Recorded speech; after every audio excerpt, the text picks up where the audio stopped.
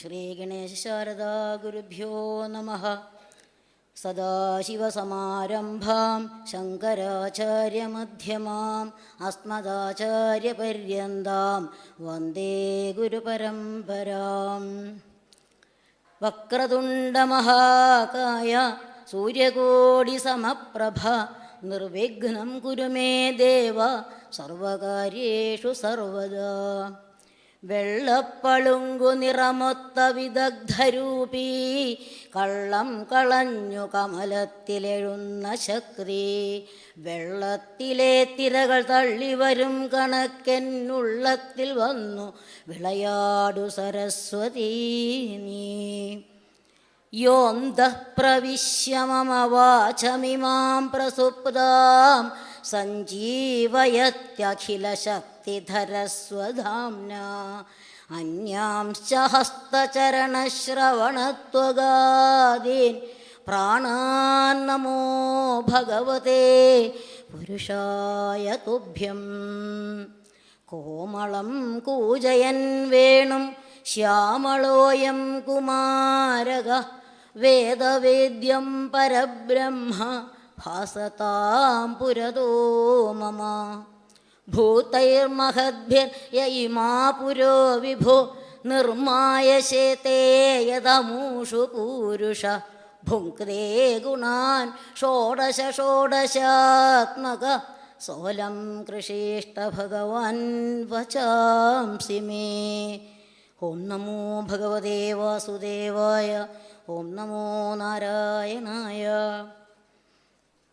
ഇവിടെ ഇരിക്കുന്ന എല്ലാ സന്യാസി ശ്രേഷ്ഠന്മാർക്കും മറ്റെല്ലാ സജ്ജനങ്ങൾക്കും ഭക്തജനങ്ങൾക്കും ഗുരുജനങ്ങൾക്കും എല്ലാം എൻ്റെ 1000 കോടി നമസ്കാരം.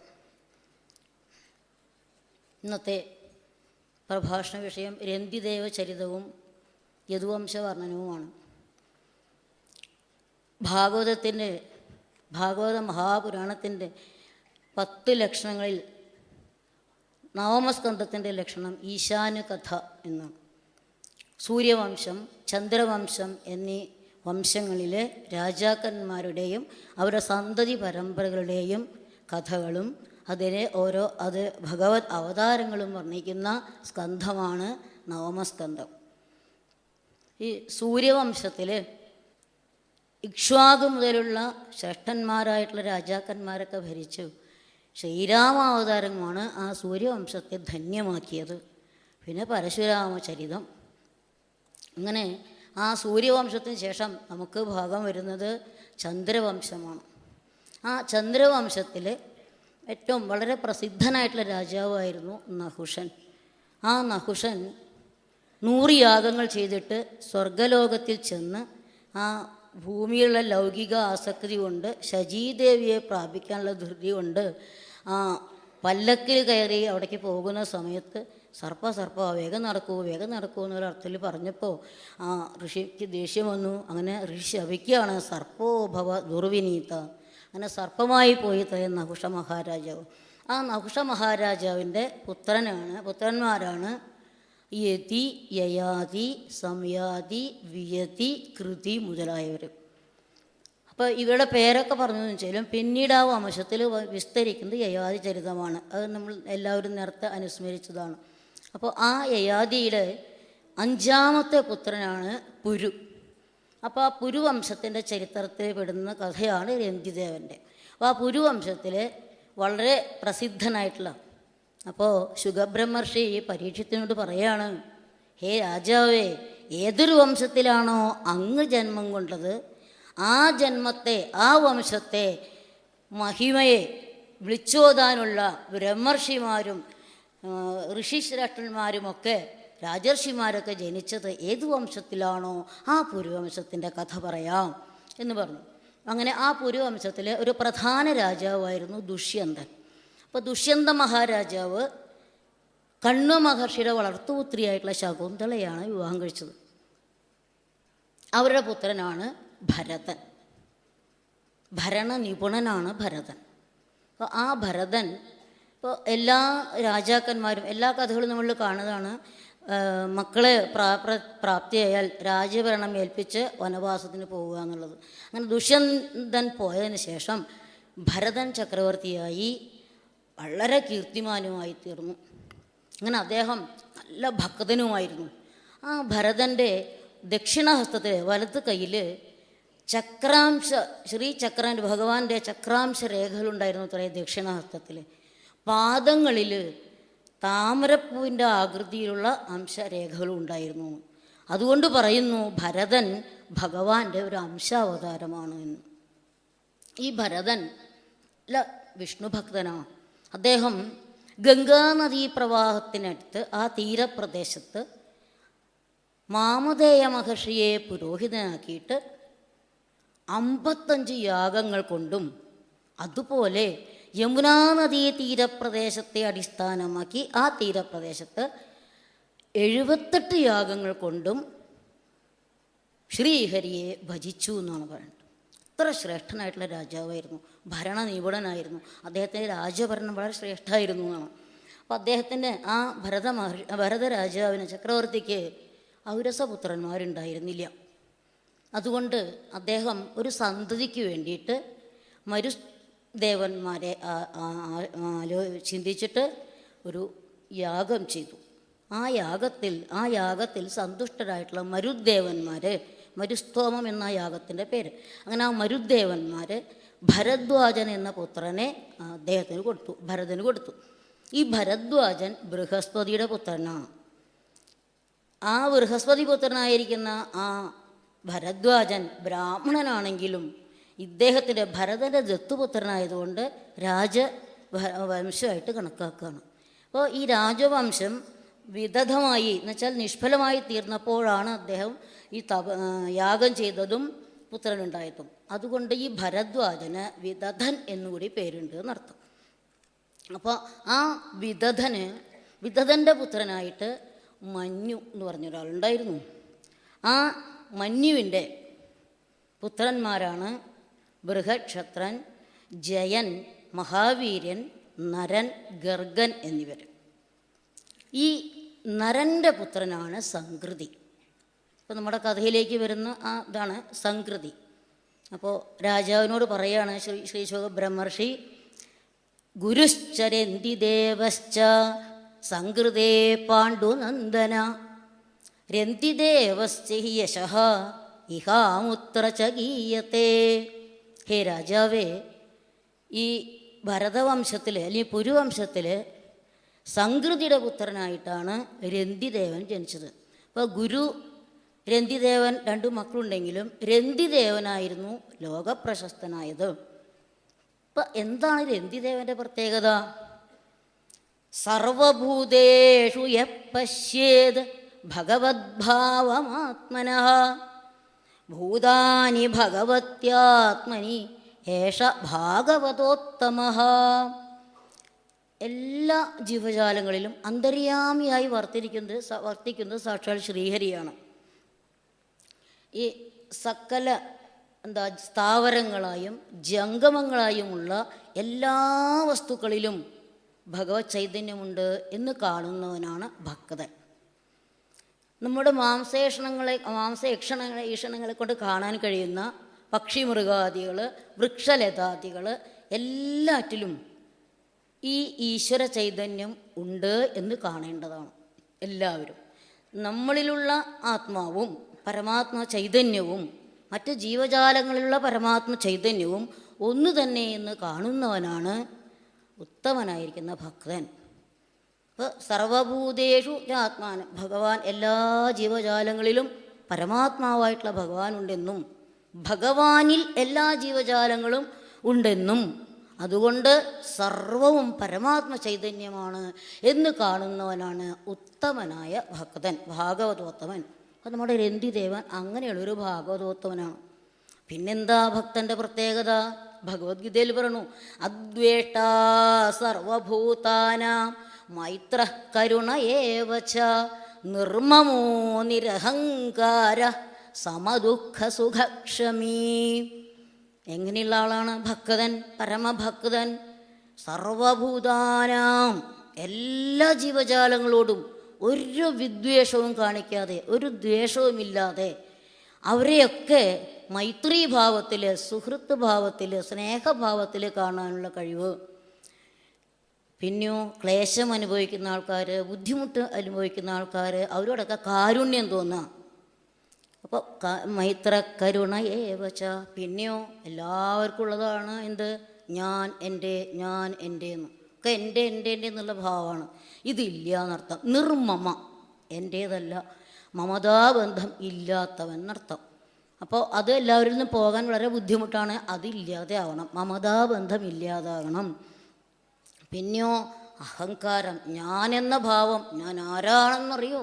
ഈ ലോകത്ത് മുഴുവൻ എന്താണ്? ഞാൻ ആഢ്യോപി ജനവാനസ്മി കോന്യോസ്തി സദൃശോമയ എന്നാണ് ഈ അഹങ്കാരികളുടെ ചിന്ത. അങ്ങനെയുള്ളൊരു അഹംഭാവമില്ല. രാജാവാണ് രന്തിദേവൻ. അങ്ങനെയുള്ളൊരു അഹംഭാവം ഇല്ലാത്തവനുമാണ്. പിന്നെയോ സമദുഃഖ സുഖ, സുഖമുണ്ടായാലും ദുഃഖമുണ്ടായാലും ഒരുപോലെ കാണാനുള്ള മനസ്സ്. ഇപ്പോൾ സാധാരണക്കാരൊക്കെ ദുഃഖം വന്നാൽ കരയുക, മറ്റുള്ളവരോട് സങ്കടം പറയുക, സന്തോഷം വന്നാൽ സന്തോഷിക്കുക, അങ്ങനെ ഒരു പ്രത്യേക ഭാവം ഒന്നുമില്ല യഥാർത്ഥ ഭക്തന്. സമദുഃഖ ക്ഷമീ.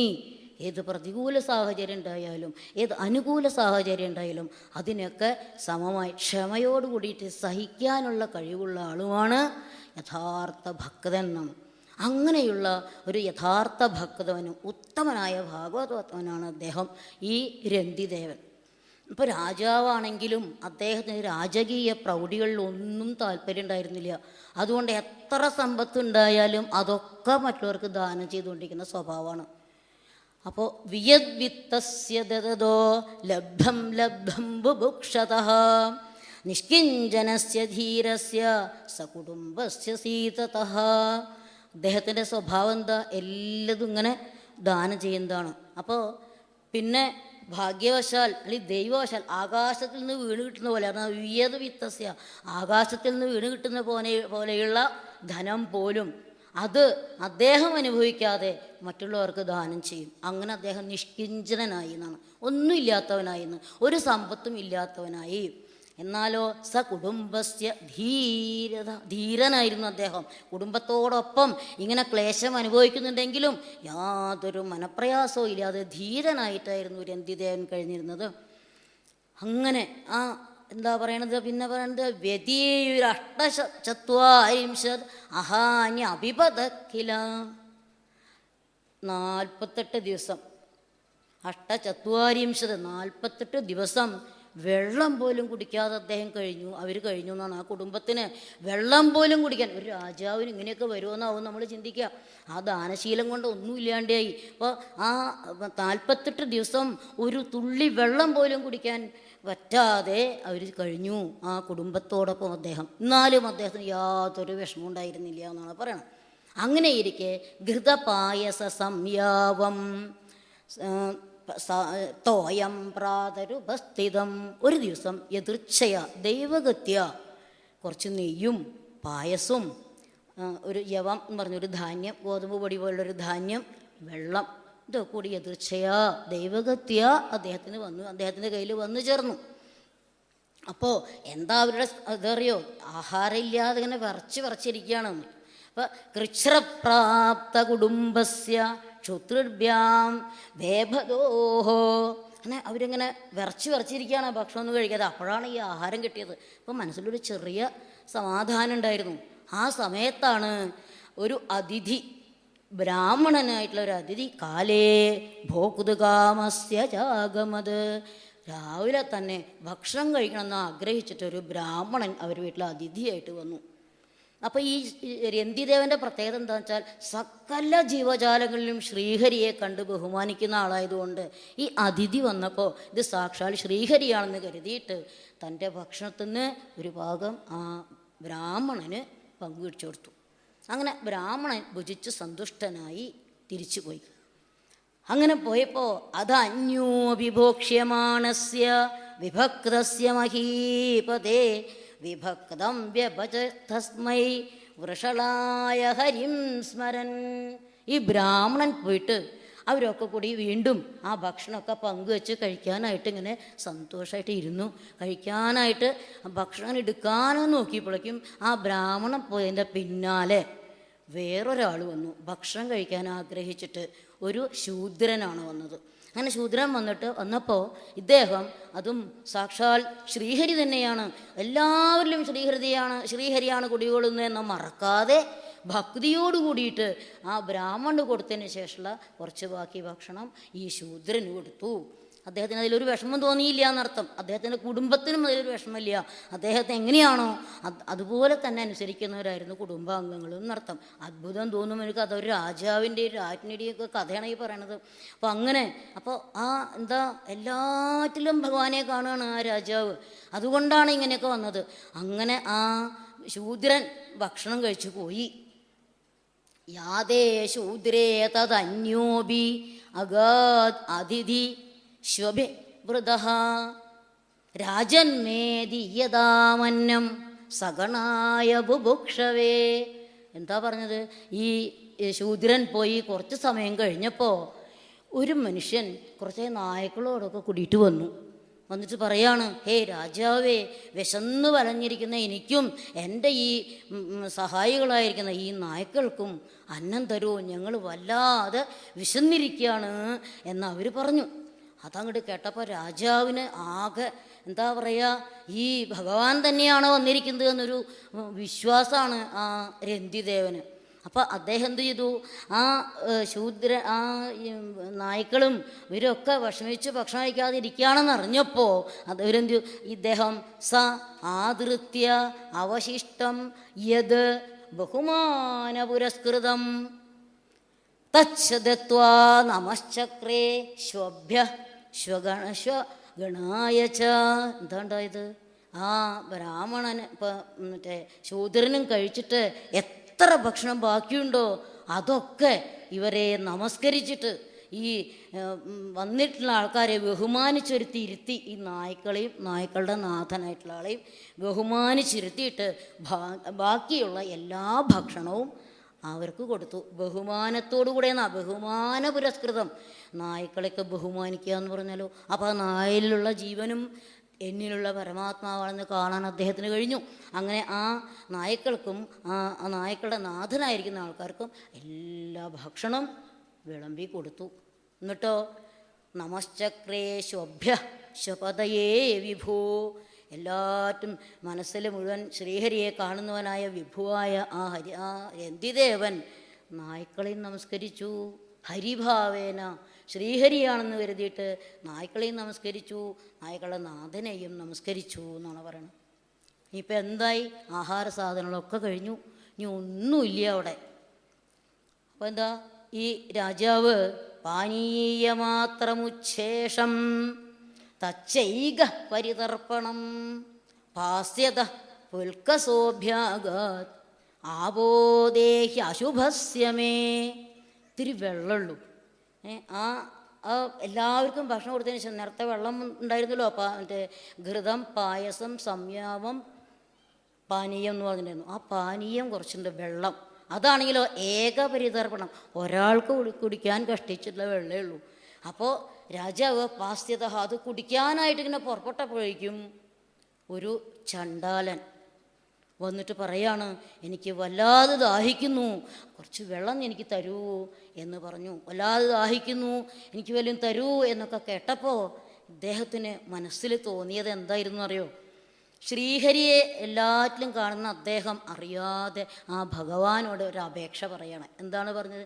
ന കാമയേഹം, എന്താ ഞാനൊന്നും ആഗ്രഹിക്കണില്ല. എന്ത്? ഗതിം ഈശ്വരാത്വരാം അഷ്ടർദിയുക്താം അപുനർഭവം വാ ആർത്തിം പ്രപദ്യേഖിലദേഹഭാജാം അന്തസ്ഥിതോ യേന ഭവത്യ ദുഃഖ. ഞാൻ ഭഗവാനിൽ നിന്ന് ന കാമയേ അഹം, ഞാൻ ഭഗവാനിൽ നിന്ന് ഒന്നും ആവശ്യപ്പെടുന്നില്ല, ഒന്നും ആഗ്രഹിക്കുന്നില്ല. എന്താ നമ്മളൊക്കെ ആഗ്രഹിക്കുന്നത് എന്താണ്? എന്താ? അണിമ, ലഹിമ, ഗരിമ, പ്രാകാശ്യം, പരകായ പ്രവേശം, ഈശിത്വം, വശിത്വം മുതലായിട്ടുള്ള അഷ്ടസിദ്ധികൾ ഒക്കെ കിട്ടിയാൽ ലാഭമല്ലേ എന്ന് വിചാരിക്കും. അപ്പോൾ ഇദ്ദേഹം പറയാണ്, അങ്ങയുടെ ആ ഭഗവാനിൽ നിന്നുള്ള അഷ്ടർദ്ധിയുക്താം 8 തരത്തിലുള്ള ഒരു സിദ്ധികളെയും ഞാൻ ആഗ്രഹിക്കുന്നില്ല. അതുകൊണ്ടുണ്ടാകുന്ന പരമഗതിയെയും ഞാൻ ആഗ്രഹിക്കുന്നില്ല. മാത്രമല്ല അപുനർഭവം വാ, ഇനിയൊരു ജന്മമില്ലാത്തതായ മോക്ഷവും ഞാൻ ആഗ്രഹിക്കുന്നില്ല. പിന്നെ എന്താണ് ഞാൻ ആഗ്രഹിക്കുന്നത്? ആർത്തിം പ്രപദ്യേ, ഞാൻ ആർത്തനായിരിക്കുന്ന, ദുഃഖിതനായിരിക്കുന്ന, വിഷമിക്കുന്നവരായിരിക്കുന്ന ആ ദേഹഭാജാം ശരീരികളുടെ അന്തസ്ഥിത ഉള്ളിൽ ചെന്നിട്ട് അവരുടെ എല്ലാ ദുഃഖങ്ങളും ഞാൻ അനുഭവിച്ചു കൊള്ളാം. അങ്ങനെ അവരൊക്കെ ദുഃഖമില്ലാതായിരിക്കട്ടെ എന്ന് പറയണം. എന്താ അദ്ദേഹത്തിൻ്റെ ജീവകാരുണ്യം, മനോധൈര്യം, എത്ര ശ്ലാഘനീയമാണ് അദ്ദേഹത്തിൻ്റെത്. ആ മനോധൈര്യം. ഇങ്ങനെയൊക്കെ വെള്ളം കുടിക്കാനായിട്ട് എന്താ പറയുക, ക്ഷീണിച്ച് വിഷമിച്ചിരിക്കുന്ന രാജാവ് പറഞ്ഞതാണ്, ഭഗവാനിൽ നിന്ന് ഞാൻ ഒരു നേട്ടവും ആഗ്രഹിക്കുന്നില്ല, എനിക്ക് മോക്ഷവും വേണ്ട, ഒന്നും വേണ്ട, എല്ലാവരുടെ ദുഃഖവും ഞാൻ അനുഭവിച്ചോളാം, എന്നിട്ട് അവരൊക്കെ ദുഃഖമില്ലാത്തവരായി തീരട്ടെ എന്ന് പറയണം. പിന്നെ അദ്ദേഹം പറയാണ്, ക്ഷുത്ര ശമോ ഗാത്ര പരിശ്രമശ്ച ദൈന്യം ക്ലമ ശോകവിഷാദമോഹ. ഞാൻ ജിജീവിഷോഹോ, ജീവിക്കാൻ ആഗ്രഹിക്കുന്നവനായ ഞാൻ, ജീവേച്ഛയുള്ളവനായ ഞാൻ, എനിക്ക് കുടിക്കാൻ വെച്ചിരിക്കുന്ന ജലം ഈ വന്നിരിക്കുന്ന ആൾക്ക് കൊടുക്കുകയാണെങ്കിൽ എനിക്ക് പിന്നെ എന്താ ഉണ്ടാവുക? ഒന്നും ഉണ്ടാവില്ല. എനിക്ക് ഇതുവരെ ഉണ്ടായിരുന്ന ക്ഷുത്ത്, തൃട്ട്, ശമം, ഗാത്രപരിശ്രമം, ദൈന്യം, ശമഹ ഒന്നും ഉണ്ടാവില്ല എന്ന്, എല്ലാം എൻ്റെ ഇല്ലാതായിത്തീരും. എനിക്ക് ജീവിക്കാൻ ആഗ്രഹമുള്ളവനായ ഞാൻ, ഈ വെള്ളം കുടിച്ച് ജീവിക്കാൻ ആഗ്രഹിക്കുന്ന ഞാൻ, ഈ വെള്ളം മറ്റൊരു പ്രാണിക്ക് നൽകുന്നത് കൊണ്ട് എൻ്റെ വിശപ്പും ദാഹവും ക്ലേശവും ദൈന്യതയും മാത്രമല്ല ശോകമോഹങ്ങളും എല്ലാം ഇല്ലാതാകും. അതാണ് ആ മനസ്സിൻ്റെ എന്താ പറയുക, ഈശ്വര ചൈതന്യത്തെ മാത്രം ധ്യാനിക്കുന്ന ആളുടെ വിശ്വാസം. എനിക്കതൊന്നും ഉണ്ടാവില്ല ഇനി എന്നാണ് പറയുന്നത്. എന്നിട്ട് അദ്ദേഹം എന്താ വീണ്ടും അദ്ദേഹം പറയുകയാണ്, എന്ത്? ഇതി പ്രഭാഷ്യപാനീയം മ്രിയമാണ പിപാസയാ ഉൽക്കസായ അഗാധീരോ പ്രകൃത്യ കരുണാത്മയ. ഇപ്പോൾ ജന്മനാ കരുണാനിധിയാണ്, കരുണാസന്തപ്തനാണ് അദ്ദേഹം. അദ്ദേഹം എന്തു ചെയ്തു?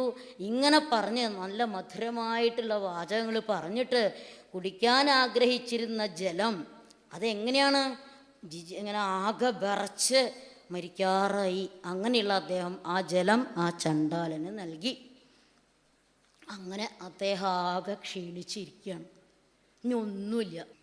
അങ്ങനെ ക്ഷീണിച്ചിരിക്കുന്ന സമയത്ത് ഇവിടെ അത്ഭുതം ഉണ്ടായി. അവിടെ അങ്ങനെ എന്താണ് അത്ഭുതം ഉണ്ടായത്? ഈ രന്തിദേവൻ്റെ ഔദാര്യ, ധൈര്യ, വീര്യ, ഈശ്വരീയ കാരുണ്യമെല്ലാം ഇഹലോകത്തും പരലോകത്തും ചെന്നു എന്ന് പറഞ്ഞിട്ടുണ്ടായിരുന്നല്ലോ, അത് പരീക്ഷിക്കാൻ വേണ്ടിയിട്ട് വിഷ്ണു ഭഗവാന്റെ മായ കൊണ്ട് നിർമ്മിച്ച ബ്രഹ്മാദി ദേവകളാണ് ഈ ബ്രാഹ്മണനായിട്ടും ക്ഷത്രിയനായിട്ടും നായ്ക്കളുടെ നാഥനായിട്ടും ചണ്ടാലനായിട്ടൊക്കെ വന്നത്. അപ്പോൾ അവർക്ക് സന്തോഷമായി. ഈ രന്തിദേവൻ്റെ മനോധൈര്യവും ധീരതയും ഔദാര്യവും ദയാദാക്ഷിണ്യാദികളൊക്കെ അവർക്ക് മനസ്സിലായി.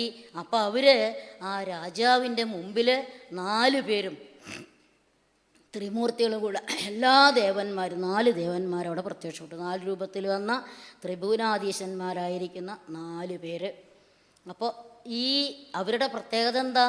ആഗ്രഹിക്കുന്ന എന്ത് ആഗ്രഹിക്കുന്നുവോ അവർക്ക് ആ ഫലമൊക്കെ കൊടുക്കാൻ, ഫലം കൊടുക്കാൻ കഴിയുന്നവരായ ആ ദേവന്മാർ രന്തിദേവൻ്റെ ഗുണഗണങ്ങളൊക്കെ പരീക്ഷിച്ചറിഞ്ഞ് സന്തുഷ്ടനായി അവരുടെ മുമ്പിൽ, ഈ രന്തിദേവൻ്റെ മുമ്പിൽ ആ ദേവന്മാരോട് വന്ന് പ്രത്യക്ഷപ്പെട്ടു നിന്നു. അപ്പോൾ ഒന്ന് ആലോചിച്ച് നോക്കൂ, ഭഗവാൻ നമ്മുടെ മുമ്പിൽ വന്നാൽ എന്താ ഉണ്ടാവുക? ആ ധ്രുവൻ്റെ മുമ്പിൽ ഭഗവാൻ വന്നപ്പോൾ ത്വദ്ദർശന പ്രമദഭാരതരംഗിതം തം ദൃഗ്ഭ്യാം നിമഗ്നമിവ രൂപരസായനേതേ തുഷ്ടൂഷമാണമവഗമ്യ കപോലദേശേ സംസ്പൃഷ്ടവാനസി ധരേണ തഥാധരേണ. ഭഗവാനെ തപസ് ചെയ്തിട്ട് ഉള്ളിലുള്ള ഭഗവാൻ മുമ്പിലങ്ങോട്ട് പ്രത്യക്ഷപ്പെട്ടപ്പോൾ ത്വദ്ദർശന പ്രമദഭാരതരംഗിതം തം, ഭഗവാനെ അങ്ങോട്ട് കണ്ടപ്പോൾ ഉള്ളിലുള്ള സന്തോഷം ഇങ്ങനെ ഓളം വെട്ടുക, ഉള്ളിൽ അങ്ങനെ ഓളം വെട്ടുകയാണ്. ദൃഗ്ഭ്യാം നിമഗ്നമിവ രൂപരസായനേതേ, കണ്ണുകൊണ്ട് ആ ഭഗവാന്റെ രൂപ അമൃതത്തിൽ ഇങ്ങനെ മുങ്ങി കണ്ണിമയ്ക്കാതെ ആ രൂപം ഇങ്ങനെ നാരദ മഹർഷി പറഞ്ഞു കൊടുത്തിരുന്ന ആ രൂപമാണ്. ആ രൂപം തൻ്റെ മുമ്പിൽ നിൽക്കുകയാണ്.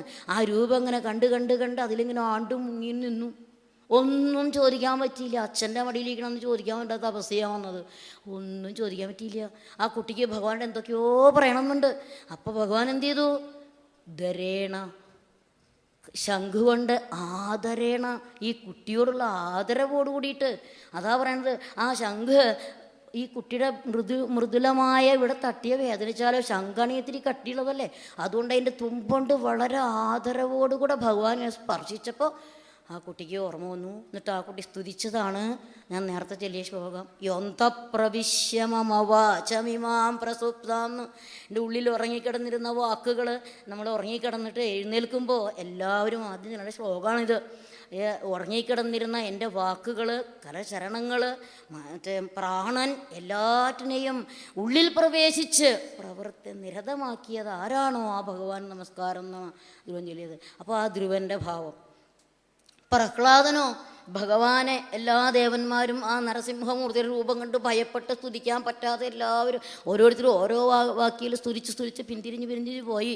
അപ്പോൾ ബ്രഹ്മ പറഞ്ഞു, മകനെ നീ ചെല്ലു ഇടയ്ക്ക്. ആ പ്രഹ്ലാദന് യാതൊരു ഭയമോ പരിഭ്രമോ ഇല്ലാതെ ഭഗവാന്റെ മുമ്പിലോട്ട് ചെന്ന് നിന്നങ്ങോട്ട് നമസ്കരിച്ചു. ആ നമസ്കരിച്ചപ്പോൾ ഭഗവാൻ ആ പ്രഹ്ലാദൻ്റെ ശിരസ്സിലങ്ങോട്ട് തൊട്ടു. ശിരസ്സങ്ങോട്ട് പിടിച്ചപ്പോൾ ആ ക്രൗര്യഭാവമൊക്കെ പോയി ഭഗവാന്റെ. അപ്പോൾ ആ പ്രഹ്ലാദനെ സ്തുതിക്കേണ്ട എത്ര ശ്ലോകങ്ങളിലാണ് സ്തുതിക്കണം എന്നറിയോ. അപ്പോൾ ആ ഭഗവാന്റെ കാരുണ്യ സ്പർശം ലഭിച്ചാൽ എന്തൊക്കെയാ ഉള്ളിൽ നിന്ന് വരികയെന്നറിയില്ല. എന്നാൽ ഈ രന്തിദേവൻ എന്താ ചെയ്തത്? ഈ രന്തിദേവൻ ആ ഭാവം അദ്ദേഹത്തിന് ആ 4 ദേവന്മാരെയും ഒരുമിച്ച് കണ്ടപ്പോൾ അദ്ദേഹം എന്താ ചെയ്തെന്നറിയോ? സവൈതേഭ്യോ നമസ്കൃത്യ നിസ്സംഗോ വിഗതസ്പൃഹഃ വാസുദേവേ ഭഗവതി ഭക്ത്യാ ചക്രേ മനഃപരം. അപ്പം അദ്ദേഹം എന്താ ചെയ്തത്? വാസുദേവനായിരിക്കുന്ന വസുദേവപുത്രനാണ്, മായ കൊണ്ട് കളിക്കുന്നവനാണ്, ജഗത്രാണ് നിപുണനാണ്. അങ്ങനെയുള്ള ആ വാസുദേവനിലും മറ്റെല്ലാ ദേവന്മാരിലും ഭക്തിയോടുകൂടെ നമസ്കരിച്ചു. മറ്റൊന്നും കൊടുക്കാൻ അദ്ദേഹത്തിൻ്റെ കയ്യിലുണ്ടായിരുന്നില്ല. രന്തിദേവന് വേറെ ഒന്നും ആ ഭഗവാന് കൊടുക്കാനുണ്ടായിരുന്നില്ല. അങ്ങനെ ആ നമസ്കരിക്കുകയാണ് ചെയ്തത് എന്നർത്ഥം. കാരണം നിസ്പൃഹ, ഒരാഗ്രഹമില്ല. ഭഗവാനോട് എന്തെങ്കിലും ചോദിക്കണമെന്നോ ഒരാഗ്രഹമില്ല. നിസ്സംഗ, ഒരു സംഘവും ഇല്ലാത്തവനാണ്. അപ്പോൾ സംഘമില്ലാത്തവനും ഒരാഗ്രഹമില്ലാത്തവനുമായ ഭഗവാനെ രന്തിദേവൻ ആ ഭഗവാനെ നമസ്കരിക്കുക മാത്രമേ ചെയ്തുള്ളൂ എന്നർത്ഥം. അപ്പോൾ നമ്മൾ ഓരോ കഥകളും വായിക്കുമ്പോൾ നന്മ തിന്മകളും നല്ലതും ചീത്തയും നിറഞ്ഞതാണ് ലോകം. മാത്രമല്ല ഏതൊരു വംശം എടുത്താലും ആ വംശത്തിൽ ശിഷ്ടന്മാരും ദുഷ്ടന്മാരും ഉണ്ടാകും, ഉപകാരികളും അപകാരികളും ഉണ്ടാകും. ഇതൊക്കെ നിറഞ്ഞതാണ് ഈ ലോകം എന്നർത്ഥം. അപ്പോൾ നമുക്ക് ചെറിയ ഉദാഹരണങ്ങളൊക്കെ നമ്മളിവിടെ കഥയിൽ കേട്ടതാണ്. ഈ നന്മ തിന്മകൾ അല്ലെങ്കിൽ ശിഷ്ട ദുഷ്ടന്മാർ. ധ്രുവൻ എത്രയോ ഉത്തമ ഭക്തനാണ്. ആ ധ്രുവൻ്റെ വംശത്തിലാണല്ലോ അങ്കൻ്റെ പുത്രനായിട്ട് വേനൻ എന്ന് പറഞ്ഞാൽ ഞാൻ തന്നെയാണ് ഈശ്വരൻ എന്ന് പറഞ്ഞു വന്ന ആ വേനൻ ഉണ്ടായത്. അതേപോലെ തന്നെ ഈ പ്രഹ്ലാദൻ ഇത്രയൊക്കെ ഭക്തനായ പ്രഹ്ലാദൻ്റെ വംശത്തിലാണ് ബാണാസുരൻ എന്ന് പറഞ്ഞൊരു അഹങ്കാരിയായിട്ടൊരു അസുരൻ ഉണ്ടായിരുന്നത്. അപ്പോൾ അഹങ്കാരം ആർക്കുണ്ടോ അതൊക്കെ ഭഗവാൻ ശമിപ്പിക്കും. അങ്ങനെ ഈ എല്ലാതും എവിടെയും കാണാൻ നല്ലതും ചീത്തയും. ഞാൻ ചെറിയ കുട്ടിയായിരിക്കുമ്പോൾ ഞാൻ അമ്പലത്തിലേക്ക് തൊഴാൻ പോകാറുണ്ടായിരുന്നു. അപ്പോൾ അവിടെ ഒരു പരമഭക്തനായിട്ടുള്ള ഒരാൾ വരാറുണ്ടായിരുന്നു, രാമവാര്യർ എന്നാണ് പറയുക. അദ്ദേഹം എത്രയോ കാലമായി പോയിട്ട് അദ്ദേഹം ഇങ്ങനെ എന്നോട് ഞാൻ ചെറിയ കുട്ടി, എനിക്കൊന്നും അങ്ങനെയൊന്നും അറിയില്ല, നാമം ജപിക്കുക എന്നൊക്കെ അല്ലാണ്ട് ഒന്നും അറിയില്ലായിരുന്നു. അദ്ദേഹം ചോദിച്ചു, കുട്ടിക്കറിയോ എന്തിനാ 2 ചെവി തന്നിക്കണ്, എന്തിനാ 2 ചെവി തന്നിക്കണ്, നാവ് ഒന്നല്ലേ തന്നിട്ടുള്ളൂ ചോദിച്ചു. അപ്പോൾ അദ്ദേഹത്തിനോടൊക്കെ ഞാൻ എന്താ പറയുക. അപ്പോൾ അദ്ദേഹം പറഞ്ഞു, എന്തിനാ 2 തന്നിരിക്കുന്നറിയോ? നന്മ തിന്മയും കാണും, തിന്മ കാണുമ്പോൾ ആ കണ്ണ് അടയ്ക്കുക, നല്ലത് മാത്രം ദർശിക്കുക. എന്തിനാ 2 ചെവി തന്നത്? ചീത്ത കേൾക്കുമ്പോൾ ആ ചെവി അടച്ചു വയ്ക്കുക, നല്ലത് കേൾക്കുമ്പോൾ ആ ചെവി തുറന്ന് എല്ലാം ആ നല്ലതിനെ ഗ്രഹിക്കാനായിട്ട് മനസ്സിനെ ഏകാഗ്രമാക്കി വയ്ക്കുക. ഇത് ഞാൻ ചെറുപ്പത്തിൽ കേട്ടിട്ടുള്ള ഒരു ഉപദേശമാണ്. അദ്ദേഹത്തെ ഞാൻ എൻ്റെ ഗുരുവായിട്ട് കണക്കാക്കണം. അദ്ദേഹം എപ്പോഴും രാമ ജപിക്കുന്ന ആളാണ്. രാമനാമം ജപിച്ചിട്ട് തന്നെയാണ് അദ്ദേഹം ഭഗവത് പദത്തിലേക്ക് എത്തിയത്. അങ്ങനെ അപ്പോൾ നാവ് എന്തിനാ? നാവ് ഒരു നാവല്ലേ ഉള്ളൂ. അപ്പോൾ ആ നാവ് എന്തിനാ? അത് പറയാൻ എനിക്ക് വേഗം ഓർമ്മ വന്നു, ഭഗവത് കീർത്തനങ്ങൾ പാടാൻ.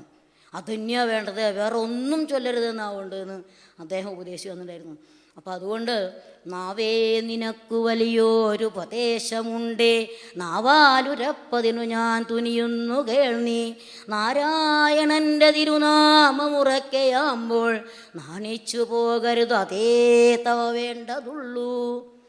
അങ്ങനെ നാവ് എന്തിനാ? ഭഗവാനെ കീർത്തിക്കാനാണ്. എത്ര ഉറക്ക വേണമെങ്കിൽ ഭഗവാനെ വിളിക്കാം, സർവ്വചരാചരങ്ങൾക്കും കേൾക്കാവുന്ന വിധത്തിൽ നാം ജപിക്കാം എന്നാണ് പറയുന്നത്. അപ്പോൾ ഈ കഥയിൽ നിന്ന് നമ്മൾ എന്താ മനസ്സിലാക്കുന്നത്? ഒരു കഥ കേട്ടു, അതിൽ നിന്ന് എന്താണ് മനസ്സിലാക്കുന്നത്? നമ്മുടെ ജീവിതത്തിലെ സാധാരണ ബ്രഹ്മചര്യം, ഗൃഹസ്ഥം, വാനപ്രസ്ഥം, സന്യാസം എന്ന 4 ആശ്രമങ്ങളാണുള്ളത്. അപ്പോൾ അതിൽ ബ്രഹ്മചര്യ കാലഘട്ടം വിദ്യാഭ്യാസ കാലഘട്ടമാണ്. ആ സമയത്ത് വിദ്യ അഭ്യസിക്കുന്നതോടൊപ്പം നമ്മുടെ പഠിക്കുന്ന ആ കാലഘട്ടത്തിൽ, ആ കൗമാരപ്രായം കഴിയുന്ന വരെയുള്ള വിദ്യാഭ്യാസ കാലമാണ്. ആ കാലഘട്ടത്തിൽ വിദ്യ അഭ്യസിക്കുന്നതോടൊപ്പം തന്നെ ഈശ്വര ചൈതന്യത്തെ, ബ്രഹ്മത്തെ ഉള്ളിൽ മനസ്സിലാക്കി ജീവിക്കുക, മറ്റൊന്നിലും ചിന്ത പോകാൻ പാടില്ല എന്നാണ്. അങ്ങനെയുള്ള ജീവിതം ആ ബ്രഹ്മചര്യ കാലഘട്ടം കഴിഞ്ഞാൽ പിന്നീട് വരുന്നതാണ് ഗൃഹസ്ഥാശ്രമം. അപ്പോൾ ഗൃഹസ്ഥാശ്രമി കുടുംബത്തോടുകൂടി താമസിക്കുന്ന ഒരു ഗൃഹസ്ഥാശ്രമി, ഭാര്യയും മക്കളും ഒക്കെ ആയിട്ട് താമസിക്കുന്ന ഒരു ഗൃഹസ്ഥാശ്രമി എങ്ങനെ ജീവിക്കണം എന്നാണ് രഞ്ജിദേവൻ്റെ കഥയെ നമുക്ക് മനസ്സിലാക്കി തരുന്നത്. ഗൃഹസ്ഥാശ്രമി എങ്ങനെയാവണം? ഈ ബ്രഹ്മചര്യത്തിൽ ഉള്ളിൽ മനസ്സിൽ വേരൂന്നിയിട്ടുള്ള ആ ബ്രഹ്മത്തെ മനസ്സിൽ കണ്ട് ഭാര്യ പുത്രാദികളൊക്കെ നന്നായി പരിപാലിക്കുക. എങ്ങനെ? ഒക്കെ ഈശ്വരനാണ്. ഞാൻ ഈ ചെയ്യുന്നതൊക്കെ ഈശ്വരന് വേണ്ടിയിട്ടാണ്. എൻ്റെ ഭാര്യയെ ഞാൻ സംരക്ഷിക്കുന്നത് ഈശ്വരന് വേണ്ടിയിട്ട്, എൻ്റെ മക്കളെ ഞാൻ സംരക്ഷിക്കുന്നത് ഈശ്വരന് വേണ്ടിയിട്ട്. എല്ലാം കർമ്മ മത് പരമ മത് ഭക്ത സംഘവർജിത, സംഘം ഉണ്ടാവാതെ ഭാര്യയും മക്കളെയും ഒക്കെ നന്നായി നോക്കുക, അവരിലൊക്കെ ശ്രീഹരിഭാവം കാണുക. ഇങ്ങനെയാണ് ഒരു ഗൃഹസ്ഥാശ്രമി ജീവിക്കേണ്ടത്. ഒരു ഗൃഹസ്ഥാശ്രമി പരസ്പര സ്നേഹത്തോടുകൂടി വർത്തിക്കുന്ന ഗൃഹസ്ഥാശ്രമികളുടെ കഥ ഭാഗവത്തിൽ നമ്മൾ ഇതിനു മുമ്പേ കേട്ടതാണ്. ജനിച്ചപ്പോൾ തന്നെ എനിക്ക് ഈശ്വര സാക്ഷാത്കാരം നേടാനാണെന്ന് പറഞ്ഞ് തപസ് ചെയ്യാൻ പോയ ആളാണ് പ്രിയവ്രത മഹാരാജാവ്. ആ ഉത്താനപാദൻ്റെ ജ്യേഷ്ഠനായിട്ടുള്ള പ്രിയവ്രതൻ, ആ പ്രിയവ്രതൻ സ്വയംഭുവ മനുവിൻ്റെ മകനാണ്. ആ തപസ് ചെയ്യാൻ പോയിരുന്ന പ്രിയവ്രതനെ നാരദ മഹർഷി ഗൃഹസ്ഥാശ്രമത്തിലേക്ക് വരൂ, ഗൃഹസ്ഥാശ്രമത്തിലിരുന്നും നമുക്ക് ഈശ്വരനെ സാക്ഷാത്കാരം നേടാം എന്ന് ബ്രഹ്മദേവൻ എന്ന് പറഞ്ഞിട്ടാണ് ആ പ്രിയവ്രതൻ ആ തപസ് മതിയാക്കി രാജ്യത്ത് വന്ന് രാജ്യം നന്നായി ഭരിച്ച് ധാരാളം പുത്രന്മാരുണ്ടായി. ആ പുത്രന്മാർക്കൊക്കെ രാജ്യം വെച്ച് ഈ രാജ്യത്ത് ഒരു വശത്ത് ഇരുട്ടും ഒരു വശത്ത് വെളിച്ചും, അങ്ങനെ ശരിയാവില്ല, എല്ലായിടത്തും പ്രകാശം ഒരുപോലെ കിട്ടണമെന്ന് വിചാരിച്ച് അദ്ദേഹം തേര് തെളിച്ച് ആ ലോകം മുഴുവൻ ചുറ്റി എന്നാണ് പറയുന്നത്. അങ്ങനെ ആ തേര് പോയ ഭാഗങ്ങളാണ് ഇത്രയും സമുദ്രങ്ങളും നദികളൊക്കെ ആയിട്ട് മാറിയത് എന്നാണ് പറയണത്. ആ പ്രിയവ്രത മഹാരാജാവിൻ്റെ ചരിത്രം വളരെ ശ്രേഷ്ഠമാണെന്ന് ആ പഞ്ചമസ്കന്ധത്തിൽ പറയണു. അപ്പോൾ തപസ്യായിരുന്ന അദ്ദേഹം ഗൃഹസ്ഥാശ്രമിയായിട്ട് ജീവിച്ചപ്പോഴും അദ്ദേഹത്തിൻ്റെ മനസ്സിൽ നിന്ന് ബ്രഹ്മചൈതന്യം, ബ്രഹ്മത്തിലുള്ള ഭാവം മാറിയില്ല. ഹൃദയത്തിൽ ഈശ്വര ചൈതന്യത്തെ കണ്ടിട്ടായിരുന്നു അദ്ദേഹം ഗൃഹസ്ഥാശ്രമിയായിട്ട് ജീവിച്ചത്. പിന്നീട് അദ്ദേഹം മോക്ഷപ്രാപ്തിയായി, മക്കളെ ഭാര്യ ഏൽപ്പിച്ച് അദ്ദേഹം മോക്ഷപ്രാപ്തിയായി. ഇതുപോലെ തന്നെയാണ് ഋഷഭദേവൻ്റെ കഥ.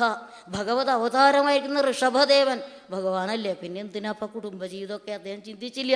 ഋഷഭദേവൻ അജനാപം എന്ന രാജ്യം ഭരിച്ച് ഇവിടെ മഴയൊന്നും ഇല്ലാതെ ആയപ്പോൾ ദേവേന്ദ്രൻ മഴ പെയ്യിച്ചില്ല ഇദ്ദേഹത്തിൻ്റെ സദ്ഭരണം കണ്ടിട്ട്. അപ്പോൾ അദ്ദേഹം തൻ്റെ തപശക്തി കൊണ്ട് ആ രാജ്യത്ത് മഴ പെയ്യിച്ചു എന്നാണ് പറയണത്. അങ്ങനെ ആ ഋഷഭദേവൻ നന്നായി രാജ്യം ഭരിച്ചു, മക്കളെയൊക്കെ നന്നായിട്ട് വളർത്തി. ഒരു ഗൃഹസ്ഥൻ ചെയ്യേണ്ട കടമയാണത്. മക്കൾക്ക് നല്ലത് ഉപദേശിച്ചു കൊടുക്കണം, നല്ലതേ തോന്നാവൂ, നല്ലതേ ചൊല്ലാവൂ, നല്ലതേ ചെയ്യാവൂ നിന്റെയാൽ. എന്നും അതിനുള്ള ശക്തിയും ബുദ്ധിയും തന്നരുളേണമേ തമ്പുരാനേ. ഇതാണ് ഭഗവാനോട് പ്രാർത്ഥിക്കേണ്ടത്. മക്കൾക്ക് പറഞ്ഞു കൊടുക്കേണ്ടത് ഇതാണ്. ഒരു ഗൃഹസ്ഥാശ്രമിയായിട്ടുള്ള അച്ഛനമ്മമാര് മക്കൾക്ക് പറഞ്ഞു കൊടുക്കേണ്ടത് ഇതാണ്. നല്ലതേ തോന്നാവൂ നമ്മുടെ മനസ്സിൽ. നല്ലത് മനസ്സിൽ തോന്നിയാലേ, മനസ്സിലാണല്ലോ ഈശ്വരൻ കുടികൊള്ളുന്നത്, ആ മനസ്സ് ശുദ്ധാക്കണം. അങ്ങനെ മനസ്സ് ശുദ്ധമായാൽ പറയുന്ന വാക്കൊക്കെ നല്ലതാവും. ഒരു അസത്തായിട്ടുള്ള വാക്ക് പറയാൻ തോന്നില്ല, അസത്തായിട്ടുള്ള പ്രവൃത്തി ചെയ്യാൻ തോന്നില്ല ഒരു ഗൃഹസ്ഥാശ്രമിക്ക്. അപ്പോൾ ആ ഗൃഹസ്ഥാശ്രമി നിഷ്ഠയോടുകൂടിയിട്ട് ഭഗവത് ചിന്തയോടുകൂടിയിട്ട് പുത്രന്മാരെയും ഭാര്യയെയും നന്നായി നോക്കി നല്ല അതായത് ജീവിക്കുന്ന ആ ആശ്രമം വളരെ ശ്രേഷ്ഠമാണ്. ഒരു ഗൃഹസ്ഥാശ്രമിക്ക് മറ്റുള്ള ആശ്രമത്തിലുള്ള ആൾക്കാർക്കൊക്കെ, വാനപ്രസ്ഥാശ്രമികൾക്കും സന്യാസിമാർക്കൊക്കെ സഹായം ചെയ്യാൻ സാധിക്കും. അത്ര ശ്രേഷ്ഠമാണ് ഗൃഹസ്ഥാശ്രമം. ഈ ശ്രേഷ്ഠമായിട്ടുള്ള ഗൃഹസ്ഥാശ്രമത്തിൽ ജീവിച്ച ഋഷഭദേവൻ മക്കൾക്കൊക്കെ ഉപദേശിച്ചു കൊടുത്തു. എന്താണ് ഈ ശരീരത്തിന് വേണ്ടുന്ന സുഖ സൗകര്യങ്ങളല്ല മക്കളെ നമ്മൾ വേണ്ടത്, ബ്രഹ്മസൗഖ്യം ത്വനന്തം. ബ്രഹ്മസൗഖ്യമാണ് അനന്തം, മറ്റൊക്കെ അന്തമുള്ളതാണ്, അവസാനമുള്ളതാണ്. ശരീരം കൊണ്ട് നേടാവുന്ന എല്ലാ സുഖങ്ങളും നമുക്ക് നാശം ഉണ്ടാക്കുന്നതാണ്, അതൊക്കെ നശിക്കുന്നതാണ്, നശ്വരമാണ്. അനശ്വരമായിട്ടുള്ളത് ബ്രഹ്മസൗഖ്യമാണ്. അപ്പോൾ അദ്ദേഹം കുടുംബജീവിതം നയിച്ചില്ലേ, മക്കൾക്കൊക്കെ ഉപദേശിച്ചു കൊടുത്തു. അദ്ദേഹം എന്നിട്ട് ആ ഉപദേശിച്ചു കൊടുത്തിട്ടുള്ള അതേ മാർഗത്തിലൂടെ തന്നെ അദ്ദേഹം ജീവിച്ച് അദ്ദേഹം മോക്ഷപ്രാപ്തി നേടി എന്നാണ് പറയുന്നത്. അപ്പോൾ ഏതൊരു ഗൃഹസ്ഥനും ഇങ്ങനെയാണ് ജീവിക്കേണ്ടത് എന്ന മാതൃകാ ദമ്പതികളുടെ കഥ കഴിഞ്ഞ ദിവസം ഇവിടെ കശ്യപൻ്റെയും അതിഥി ദേവിയുടെയും നമുക്ക് പറഞ്ഞു തന്നു. ദേവഹൂതിയുടെയും കർദമ പ്രജാപതിയുടെയും കഥ നമ്മളെല്ലാവരും കേട്ടതാണ്. മാതൃകയായിട്ട് ഗൃഹസ്ഥാശ്രമികളുടെ മാതൃകയാണ് അവരൊക്കെ. അങ്ങനെയാണ് ഒരു ഗൃഹസ്ഥാശ്രമി ജീവിക്കേണ്ടത്. ഇപ്പോൾ ബ്രഹ്മചര്യത്തെ അനുഷ്ഠിച്ച ബ്രഹ്മതത്വം മനസ്സിലാക്കി ഗൃഹസ്ഥാശ്രമിയായിട്ട് ആ ബ്രഹ്മനിഷ്ഠയോടുകൂടി തന്നെ ജീവിക്കണം എന്ന് നമുക്ക് മനസ്സിലാക്കി തരുന്ന കഥയാണ് രന്തിദേവചരിതം എന്ന് പറയുന്നത്. അങ്ങനെ ആ രന്തിദേവൻ ഒരു രാജാവാണെങ്കിലും രാജകീയമായിരിക്കുന്ന ഒരു പ്രൗഢിയിലോ അതുകൊണ്ടുണ്ടാകുന്ന ഒരു നേട്ടങ്ങളിലോ അദ്ദേഹത്തിന് മനസ്സ് പതിഞ്ഞില്ല. എന്തായിരുന്നു? അനന്യമായ ഭഗവത് ഭക്തിയിലും ആ ഭഗവത് ഭക്തി നൽകുന്ന സ്നേഹ സമർപ്പണങ്ങളിലുമായിരുന്നു രന്തിദേവൻ്റെ മനസ്സ് മുഴുകിയത് എന്നർത്ഥം. അപ്പോൾ ഭഗവാന് വേണ്ടിയിട്ട് എല്ലാം സമർപ്പിക്കുകയാണ്. രാജാവായിട്ട് പോലും ആ രാജകീയ പ്രൗഢിയിലോ ഒന്നുമില്ല. വംശപാരമ്പര്യം തന്നെ, ആ പുരുവംശത്തിൻ്റെ പാരമ്പര്യം തന്നെ എല്ലാം നല്ല വംശമാണ്. ഇത്ര വംശത്തിൽ ജനിച്ചിട്ടുള്ള അത്യുത്കൃഷ്ടനായിരിക്കുന്ന ഈ രാജാവ് രാജകീയ പ്രൗഢിയിലൊന്നും ശ്രദ്ധയില്ലാതെ ഭഗവത് ഭക്തി മാത്രം ലക്ഷ്യം വെച്ച് എല്ലാ കർമ്മങ്ങളും ചെയ്ത് ഈശ്വരനെ സാക്ഷാത്കരിച്ച അദ്ദേഹം എന്തായിരുന്നു? ലൗകിക സുഖങ്ങളൊക്കെ നശ്വരമാണ്. ഇതൊക്കെ ഈ പ്രപഞ്ചം ഉണ്ടെന്ന് തോന്നുന്നത് തന്നെ മായ കൊണ്ടാണ്. മായയാണ് എല്ലാം. നമ്മൾ ഇല്ലാത്തത് ഉണ്ടെന്ന് തോന്നിപ്പിക്കുന്നതാണ് മായ. അങ്ങനെ ആ മായയാണ് ഈ സംസാര സമുദ്രത്തിൽ നമ്മളെയൊക്കെ നട്ടം തിരിക്കുന്നത്, ഈ മായയാണ്. അപ്പോൾ ഇദ്ദേഹം ഏകമായ, വേറൊന്നുമില്ല, അനന്യമായ ഭക്തി. ഭാഗവതത്തിൽ പല സ്ഥലത്തും പറഞ്ഞിട്ടുണ്ട്. ഭക്തിയാത്തു അനന്യകി, ഭഗവത്ഗീതയിൽ പറയണു ഭക്തിയാത്തു അനന്യയാ ലഭ്യ. അനന്യമായ ഭക്തി കൊണ്ട് എന്നെ കിട്ടൂ. ന ദാനേന ന തപസ ന വിദ്യ. അറിവുണ്ടായിട്ട് കാര്യമില്ല, തപസ്സുണ്ടായിട്ട് കാര്യമില്ല, എന്തുണ്ടായിട്ടും കാര്യമില്ല. ഭക്തിയാത്തു അനന്യയാ, എന്നെ ഒഴിച്ച്, പരമാത്മ ചൈതന്യം ഒഴിച്ച് മറ്റൊന്നിനെയും ആശ്രയിക്കാൻ പാടില്ല എന്നാണ് പറയുന്നത്. അങ്ങനെ ഏകനായിട്ടുള്ള ശ്രീഹരിയെ ഭജിച്ച് ഈ സംസാരാർണവത്തെ തരണം ചെയ്ത് അങ്ങനെ ആ ഭക്തോത്തമനായതുകൊണ്ടാണ് ഞങ്ങൾ തന്നെയാണ് ത്രിമൂർത്തികൾ എന്ന് പറഞ്ഞ് ഇങ്ങനെ ഒരു ശ്രേഷ്ഠനായ ഭക്തൻ്റെ മുമ്പിൽ അവർ വരാനുള്ള കാരണം. ആ ഭക്തിയുടെ മഹത്വം അതാണ്. അങ്ങനെ അദ്ദേഹം ജീവൻ മുക്തനായി എന്നാണ് പറയുന്നത്. ആ ജീവൻ മുക്തനായ അദ്ദേഹത്തിൻ്റെ രാജ്യത്തുണ്ടായിരുന്ന എല്ലാ പ്രജകളും അദ്ദേഹം കാണിച്ചു തന്ന വഴിയിലൂടെ ജീവിച്ച് പരമഭക്തന്മാരായി തീർന്നു എന്നാണ് കഥ. അതാണ് രന്തിദേവചരിതം. ഈ രന്തിദേവചരിതം കഴിഞ്ഞാൽ നമുക്ക് പറയാനുള്ളത് യദുവംശ വർണ്ണനാണ്.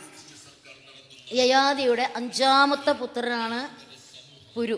ആ പുരു ആണല്ലോ രാജാവിന്, യയാതിക്ക് തൻ്റെ യൗവനം കൊടുത്ത് വാർദ്ധക്യം സ്വീകരിച്ച് അച്ഛനെ സന്തോഷിപ്പിച്ച ഉത്തമപുത്രൻ. ആ പുരുവിൻ്റെ വംശത്തിലത്തെ കഥയാണ് ഇതുവരെ പറഞ്ഞത്. ഇനി ആ വംശത്തിൽ തന്നെ ഉള്ള ചന്ദ്രവംശം, ആ ചന്ദ്രവംശത്തിൽ ഉള്ള കുറച്ച് രാജാക്കന്മാരുടെയും സന്തതികളുടെയും പേരുകളും അവരുടെ വർണ്ണനയാണ് പറയുന്നത്. അപ്പോൾ യയാതിയുടെ ആ മൂത്തപുത്രൻ്റെ പുരുവിൻ്റെ വംശത്തിലുള്ള കഥ പറഞ്ഞു. ഇനി അദ്ദേഹത്തിന് 5 പുത്രന്മാരാണ്. ദേവയാനിയിൽ 2 പുത്രനും ശർമ്മിഷ്ഠയിൽ 3 പുത്രന്മാരുണ്ടായിരുന്നു. അങ്ങനെ അനുവിൻ്റെ പുത്രന്മാരായിട്ട് സഭാനരൻ, ചക്ഷുസ്, പരോക്ഷൻ, ഇങ്ങനെ അങ്കൻ, വങ്കൻ, കലിംഗൻ മുതലായിട്ട് ധാരാളം രാജാക്കന്മാരുണ്ടായിരുന്നു. അതിൽ ചിത്രരഥൻ എന്ന് പറഞ്ഞൊരു രാജാവ് ഉണ്ടായിരുന്നു. ആ ചിത്രരഥൻ എന്ന രാജാവിന് സന്താനങ്ങളൊന്നും ഉണ്ടായിരുന്നില്ല. അതുകൊണ്ട് അദ്ദേഹം രോമപാതൻ എന്ന് പ്രസിദ്ധനായി. സന്താനമില്ലാത്ത അദ്ദേഹം രോമപാതൻ എന്ന് പ്രസിദ്ധനായി. അതുകൊണ്ട് ആ രോമപാതന് ദശരഥ മഹാരാജാവ് തൻ്റെ പുത്രിയായ ശാന്തയെ ദത്ത് കൊടുത്തു എന്നാണ് പറയുന്നത്. അങ്ങനെ ആ രാജ്യത്ത് മഴയില്ലാതെ ഋഷ്യശൃംഗ മഹർഷിയെ കൊണ്ടുവന്നിട്ട് ആ രാജ്യം മഴ പെയ്ത് സമ്പൽ സമൃദ്ധമായി എന്നാണ്. അങ്ങനെ ഒരിക്കൽ ദണ്ഡകാരണ്യത്തിലേക്ക് അഗസ്ത്യ മഹർഷി വന്നു. അഗസ്ത്യ മഹർഷി വന്നപ്പോൾ അവിടെ ആകെ വറ്റി വരണ്ട് എല്ലാം അങ്ങനെ വരണ്ട് കിടക്കുന്നതാണ്. അത് കണ്ടപ്പോൾ അദ്ദേഹത്തിന് മനസ്സിലാകെ പ്രയാസമായി. അദ്ദേഹം അവിടെ ഇരുന്ന് തപസ് ചെയ്തിട്ട് ആ രാജ്യം, ആ ദണ്ഡകാരണ്യം സസ്യശ്യാമള കോമളമാക്കി എന്നാണ് ഒരു കഥ.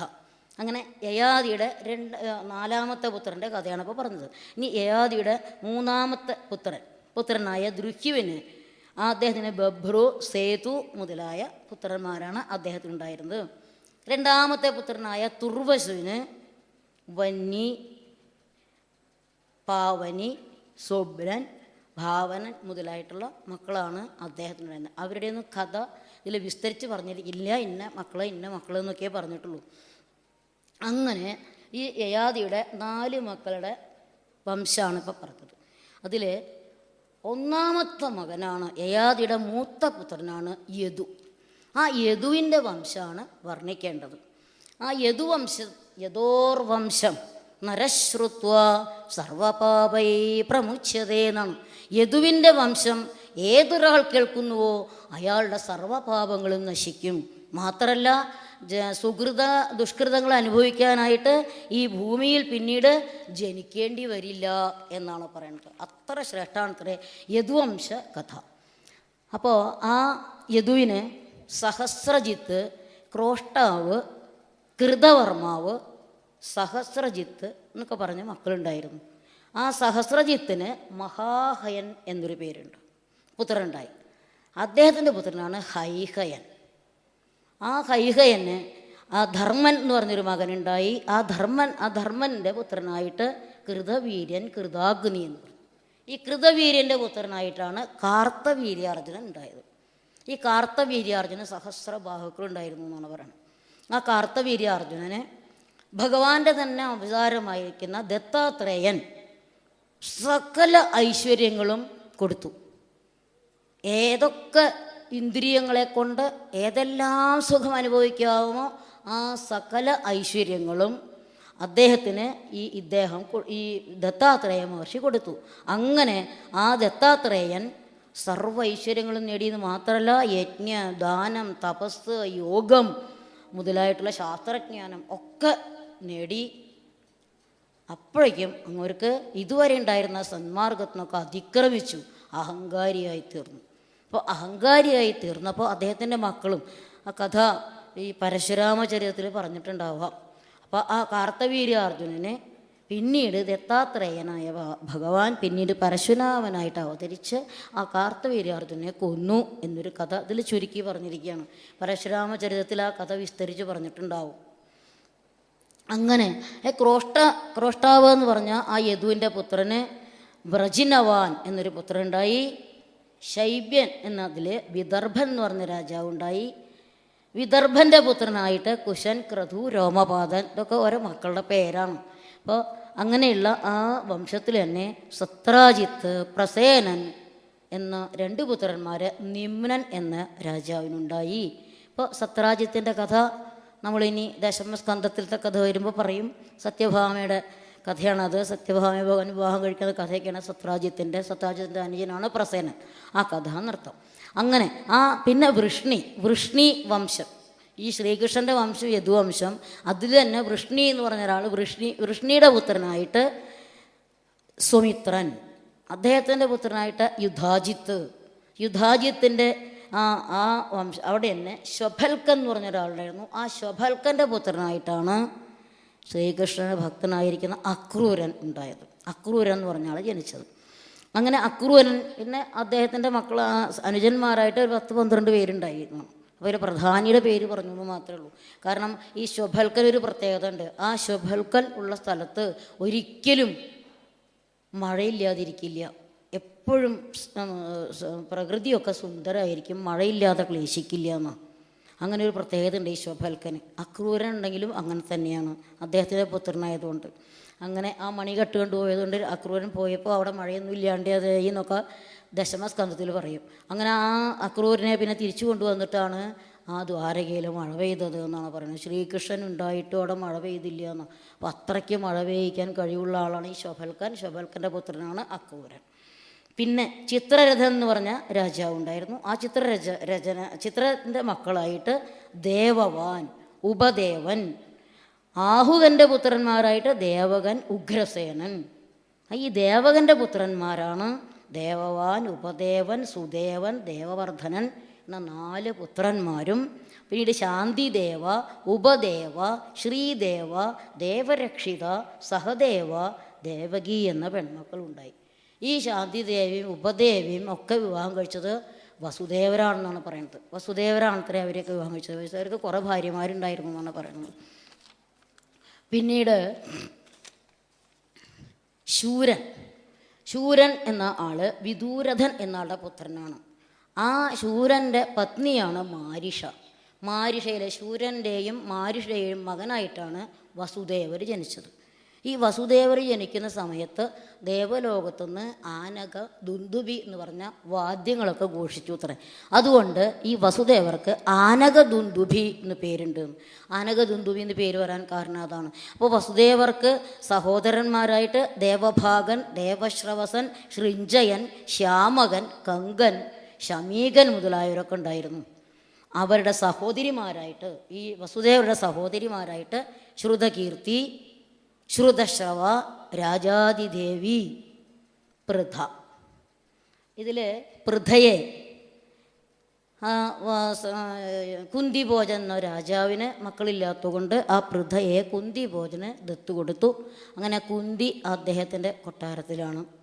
പിന്നെയുള്ള ആ കുന്തി ദേവിക്ക് പണ്ട് ആ കൊട്ടാരത്തിൽ ദുർവാസാവ് മഹർഷി വരുന്നു ഒരിക്കൽ. അപ്പോൾ വന്നപ്പോൾ ദുർവാസാവ് എന്ന് പറഞ്ഞാൽ എല്ലാവർക്കും പേടിയാണ്. ശിവാംശജാതനാണ്, പെട്ടെന്ന് കോപം വരുന്ന ആളാണ്. അപ്പോൾ എന്താ ചെയ്യുക? അപ്പോൾ ആ ദുർവാസാവിനെ ആരാ ഒന്നും ദേഷ്യം വരാതെ ശുശ്രൂഷിക്കുക. ഞാൻ ഇവിടെ കുറേ ദിവസം ഉണ്ടാവും അതിഥിയായിട്ട് എന്നോട് പറഞ്ഞപ്പോൾ അദ്ദേഹത്തിന് ഭയമായി കുന്തിഭോജന്. എന്താ ചെയ്യുക? അപ്പോൾ ആരാ ശുശ്രൂഷിക്കുക? അപ്പോൾ കുന്തിദേവി പറഞ്ഞു ഞാൻ ശുശ്രൂഷിച്ചോളാം. അങ്ങനെ അദ്ദേഹം നന്നായി ഈ ദുർവാസാവിന് ഒരിക്കലും കോപം വരാത്ത വിധത്തിൽ എന്താണോ അദ്ദേഹത്തിൻ്റെ ഹിതം എന്ന് മുൻകൂട്ടി അറിഞ്ഞ് അതൊക്കെ ചെയ്യുന്ന ആളായിരുന്നു കുന്തി. അങ്ങനെ ആ കുന്തിഭോജൻ്റെ വളർത്തുപുത്രിയായ കുന്തി ദുർവാസാവിനെ നന്നായി സേവിച്ചതുകൊണ്ട് ആ ദുർവാസാവിന് സന്തോഷമായി, കോപം വന്നില്ല. അങ്ങനെ ദേവിക്ക്, ആ കുന്തി ദേവിക്ക് മന്ത്രം ഉപദേശിച്ചു കൊടുത്തു. 5 മന്ത്രം ഉപദേശിച്ചു കൊടുത്തു എന്നാണ് പറയുന്നത്. ആ 5 മന്ത്രം ഭക്തിയോടുകൂടി അത് സ്വീകരിച്ചു. അങ്ങനെ ദുർവാസാവ് പോയി. അപ്പോൾ കൗമാരപ്രായമാണ്, ചെറിയ കുട്ടിയാണ്, 10-13 വയസ്സായിട്ടുള്ളൂ. അപ്പോൾ ഈ കുന്തിയുടെ ഉള്ളിൽ ഇതൊന്ന് പരീക്ഷിച്ചാലോ, ഈ വരം സത്യമാണോ എന്ന് പരീക്ഷിച്ചാലോ എന്ന് തോന്നി. അങ്ങനെ ആ കുന്തി ഒരു ദിവസം കുളിക്കാനായിട്ട് നദീതീരത്തേക്ക് ചെന്നപ്പോൾ പ്രഭാതത്തിൽ അതിമനോഹരമായിട്ട് ആ തേജസ്വിയായിരിക്കുന്ന ആ ചുവപ്പ് നിറത്തുള്ള സൂര്യനെ കണ്ടപ്പോൾ അറിയാതെ മന്ത്രം ചൊല്ലി സൂര്യനോട് വിളിച്ചു. അപ്പോൾ സൂര്യന് ദേവനോട് പ്രത്യക്ഷപ്പെട്ടു. ഈ കുട്ടിക്കാകെ പരിഭ്രമായി. എന്താ ചെയ്യുക? മന്ത്രം ശരിയാണെന്ന് പരീക്ഷിക്കാൻ വേണ്ടിയിട്ടാണ്, ബാലിശമായിട്ടുള്ള ചിന്തയായിരുന്നു. അങ്ങനെ ആ മുമ്പിൽ സൂര്യദേവനോട് പ്രത്യക്ഷപ്പെട്ടപ്പോൾ കുന്തിക്ക് ഭയമായി. ഞാൻ തെറ്റ് അറിയാതെ ചെയ്തു പോയതാണ്, അങ്ങ് മടങ്ങിപ്പോകണം എന്ന് പറഞ്ഞു. അപ്പോൾ സൂര്യദേവൻ പറഞ്ഞു, മന്ത്രം വൃഥാവിലാവില്ല, അതുകൊണ്ട് എൻ്റേതായൊരു പുത്രൻ നിനക്ക് എന്തായാലും ഉണ്ടാകും. പക്ഷേ നീ ഒരു എന്താ പറയുക ചീത്ത സ്ത്രീയായിട്ട് കണക്കാക്കപ്പെട്ടില്ല, നിൻ്റെ യോനിക്കൊരു ആപത്തും വരില്ല എന്നൊക്കെ പറഞ്ഞ് സൂര്യദേവനൊരു പുത്രനെ കൊടുത്തു. അപ്പോൾ ആ കുട്ടിയുടെ ശരീരത്തിൽ കവചവും കുണ്ടലങ്ങളൊക്കെ ഉണ്ടായിരുന്നു. അങ്ങനെ ആ കുട്ടിയെ അപവാദം ഭയന്നിട്ട് കുന്തിദേവി ഒരു പേടകത്തിലാക്കിയിട്ട് നദിയിൽ ഒഴുക്കി വിട്ടു. മരിച്ചുല്ലോ, ജനിച്ചുടമേ ഉള്ള കുട്ടിയല്ലേ, ആ കുട്ടി മരിച്ചോളും എന്ന് വിചാരിച്ച് പറഞ്ഞ് ഒഴുക്കി വിട്ടു. പിന്നീട് ആ കുന്തിയെ വിവാഹം കഴിച്ച് പാണ്ഡു മഹാരാജാവാണ്. അങ്ങനെ ഈ ഒഴുക്കിവിട്ട കുട്ടിയെ നേരത്തെ പറഞ്ഞ ചതുരംഗൻ എന്ന് പറഞ്ഞ രാജാവിൻ്റെ രോമപാതനം മഴയില്ലാതെ അവിടെ ഋഷ്യശൃംഖനെ വരുത്തി മഴ പെയ്ച്ചു. എന്നിട്ട് അദ്ദേഹത്തിൻ്റെ ഒരു പുത്രകാമേഷ്ടി യാഗം ചെയ്തിട്ടുണ്ടായ പുത്രനാണ് ചതുരംഗൻ. ആ ചതുരംഗൻ്റെ പുത്രനാണ് ചിത്രരഥൻ. ഈ ചിത്രരഥനാണ് ഈ കുന്തി പുഴയിൽ ഒഴുക്കി വിട്ട കുട്ടിയെ സംരക്ഷിച്ചതും വളർത്തിയതും. കർണൻ ആ കഴുത്തിൽ കുണ്ടലങ്ങളുള്ളത് കാരണം ആ കുട്ടിക്ക് കർണൻ എന്ന് പേരിട്ടു. രാധ എന്ന അതിരഥൻ്റെ പത്നിയുടെ രാധയുടെ കൊണ്ട് രാധ എന്ന് പേര് വിളിക്കും ആ കുട്ടിയെ. അങ്ങനെ കർണൻ അവിടെ വളർന്നു വന്നു. കർണൻ മരിച്ചു എന്നാണ്, കുട്ടി മരിച്ചു എന്നാണ് കുന്തിദേവിയൊക്കെ വിചാരിച്ചിട്ടുണ്ടായിരുന്നു. അങ്ങനെ അപ്പോൾ ആ പൃഥ അങ്ങനെ കുന്തിഭോജൻ്റെ രാജ്യത്തിലേക്ക് പോയി പാണ്ഡു വിവാഹം കഴിച്ചതിന് ശേഷം വീണ്ടും ഇവിടേക്ക് വന്നു. പിന്നീട് ആ വസുദേവരുടെ സഹോദരിയായിരിക്കുന്ന ശ്രുതദേവയെ കാരൂഷ രാജ്യത്തിൻ്റെ പതിയായിരിക്കുന്ന വൃദ്ധശർമാവാണ് വിവാഹം കഴിച്ചത്. എന്താ ആദ്യത്തെ പ്രത്യേകിച്ച് പറയാൻ കാരണം എന്ന് വെച്ചാൽ അവരുടെ മകനായിട്ടാണ് ദന്തവക്ത്രൻ എന്ന് പറഞ്ഞ മകനുണ്ടായത്. ഈ വസുദേവരുടെ സഹോദരീ പുത്രനായിട്ട്, വസുദേവരുടെ സഹോദരിയായിരിക്കുന്ന ശ്രുതദേവയുടെ വൃദ്ധശർമാവിൻ്റെയും പുത്രനായിട്ട് കാരൂഷ രാജ്യമാണ് അവിടുത്തെ രാജാവായ അദ്ദേഹത്തിൻ്റെ മകനായിട്ട് ദന്തവക്ത്രൻ എന്ന് പറഞ്ഞ മകൻ ജനിച്ചു. പിന്നീട് ആ അടുത്ത സഹോദരിയായിരിക്കുന്ന ശ്രുതശ്രവസിനെ ചേതി രാജാവായ ദമഘോഷനാണ് വിവാഹം കഴിച്ചത്. അവർക്ക് വിവാഹം കഴിച്ചു കൊടുത്തു. ഇദ്ദേഹം എന്താ പ്രത്യേകത ചെയ്യുന്നത് വെച്ചാൽ വസുദേവർ തൻ്റെ ആൾക്കാരൊന്നും മറ്റ് ഇതിലേക്ക് പോകാതിരിക്കാൻ ഒക്കെ അവരവരുടെ തന്നെ വംശത്തിലുള്ള ആൾക്കാർക്ക് തന്നെ വിവാഹം കഴിച്ചു. വൃഷ്ണികൾ, ഭോജന്മാർ, അന്ധകന്മാർ, മധുക്കൾ, ശൂരസേനന്മാർ എന്നൊക്കെ അവരുടെ വംശമാണ്. അപ്പോൾ ഇവിടുന്ന് അങ്ങോട്ടും ഇപ്പം നമ്മളൊക്കെ പണ്ട് അമ്മാവൻ്റെ മകനെ കല്യാണം കഴിക്കാമെന്നൊക്കെ പറഞ്ഞ പോലെ അങ്ങോട്ടും ഇങ്ങോട്ടും ഒക്കെ പരസ്പരം ബന്ധപ്പെടുത്തിയിട്ട് ആ വംശം വിട്ടുപോകാതിരിക്കാൻ വേണ്ടിയിട്ട് അങ്ങനെയായിരുന്നു. അങ്ങനെ ഈ ദമഘോഷൻ്റെ പുത്രനായിട്ട് ശിശുപാലൻ ജനിച്ചു. അപ്പം എന്താ അവരെ പറയാൻ കാരണം, ഈ ശിശുപാലനും ദന്തവക്ത്രനും മുമ്പ് നമ്മൾ ഭാഗവത്തിൽ വളരെ മുമ്പ് തൃതീയ സ്കന്ധത്തിൽ വായിച്ചതാണ് ആ കഥ. എന്നും ജനിച്ചുടനെ തന്നെ ബ്രഹ്മാവിൻ്റെ മാനസപുത്രന്മാരായിരുന്നു സനകൻ, സനന്ദൻ, സനാതനൻ, സനൽകുമാരൻ മുതലായവർ. അവർ ഭഗവാനെ ദർശിക്കാനായിട്ട് വൈകുണ്ഠത്തിൽ ചെന്നപ്പോൾ അവിടുത്തെ കാവൽക്കാർ, ഇത് 7 വാതിലുണ്ടായിരുന്നു, 6 വാതിൽ. അതെന്താ, നവരത്നങ്ങളെ കൊണ്ട് വഹിച്ചിട്ടില്ല. ഓരോ വാതിലും കടക്കുമ്പോഴും ആരും തടസ്സപ്പെടുത്തില്ല. ഭഗവാന്റെ ഇതിൻ്റെ മുമ്പിൽ 2 ദ്വാരപാലകന്മാർ ഭഗവാന്റെ വേഷത്തിൽ അഗതയൊക്കെ പിടിച്ചിട്ട് നിൽക്കുന്നത്. അവർ യാതൊരു മടിയും കൂടാതെ ഈ 5 വയസ്സ് അവർക്ക് എപ്പോഴും അവർ കടക്കാൻ നോക്കിയപ്പോൾ ഇവർ തടഞ്ഞു. എന്താ, അവർക്ക് ഈ കുട്ടികളെ മനസ്സിൽ പിടിച്ചിട്ട് ഈ 5 വയസ്സുള്ള കുട്ടികളോ എന്നേ തോന്നിയുള്ളൂ. അതെന്തോ ഭഗവാന്റെ പ്രേരണ കൊണ്ടാവാം എന്നാണ് പറയണത്. അങ്ങനെ അദ്ദേഹം ജയവിജയന്മാർ ഇവരെ തടഞ്ഞു. അപ്പോൾ അവർക്ക് ദേഷ്യം വന്നു.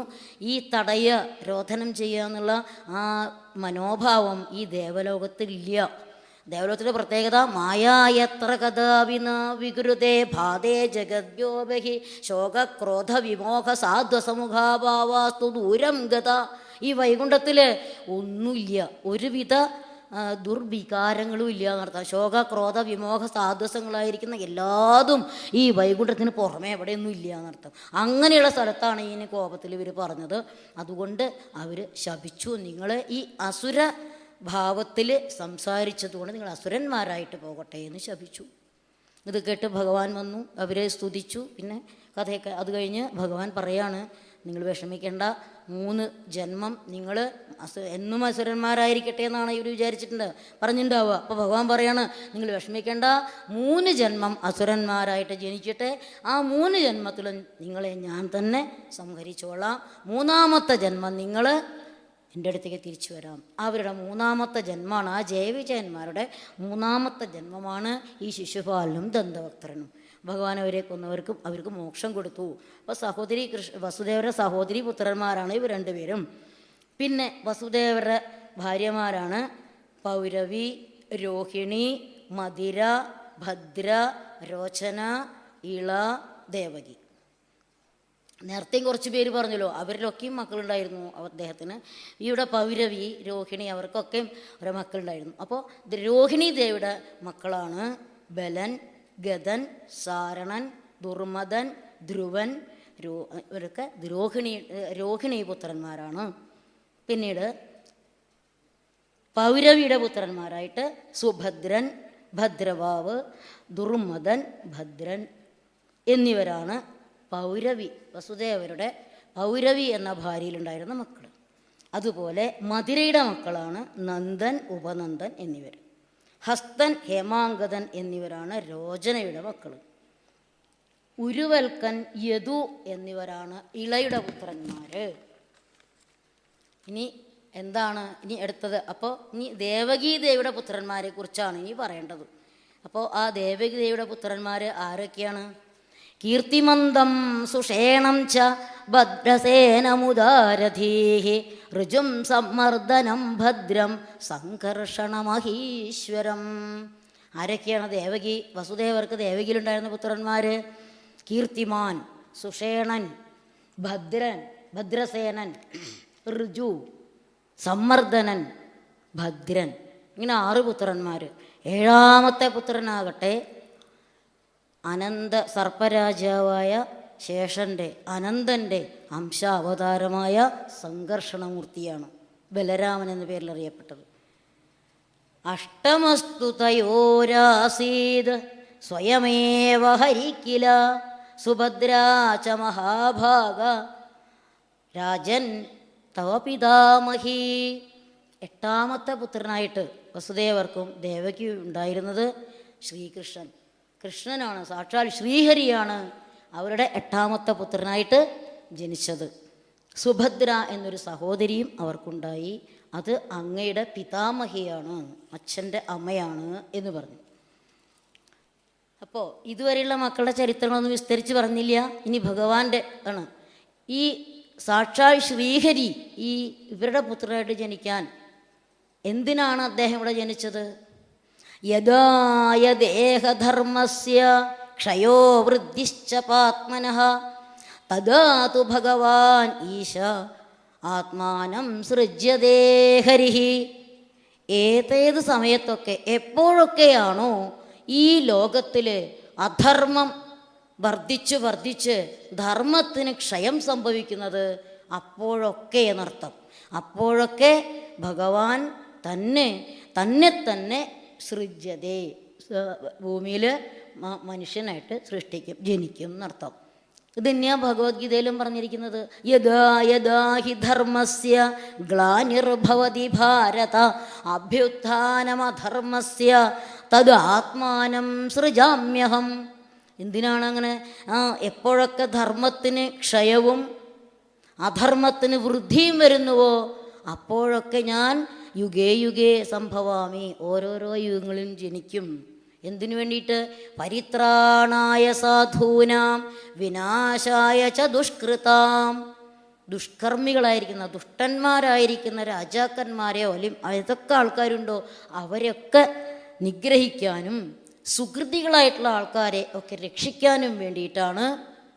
പിന്നെയോ ഈ ധർമ്മ സംസ്ഥാപനാർത്ഥായ, ദുഷ്കൃതികളൊക്കെ മാറ്റി ധർമ്മം സുകൃതികളൊക്കെ രക്ഷിച്ച് ധർമ്മം പുനഃസ്ഥാപിച്ചിട്ട് വീണ്ടും ഭഗവാൻ ഇവിടുന്ന് പോകും സ്വധാമത്തിലേക്ക്.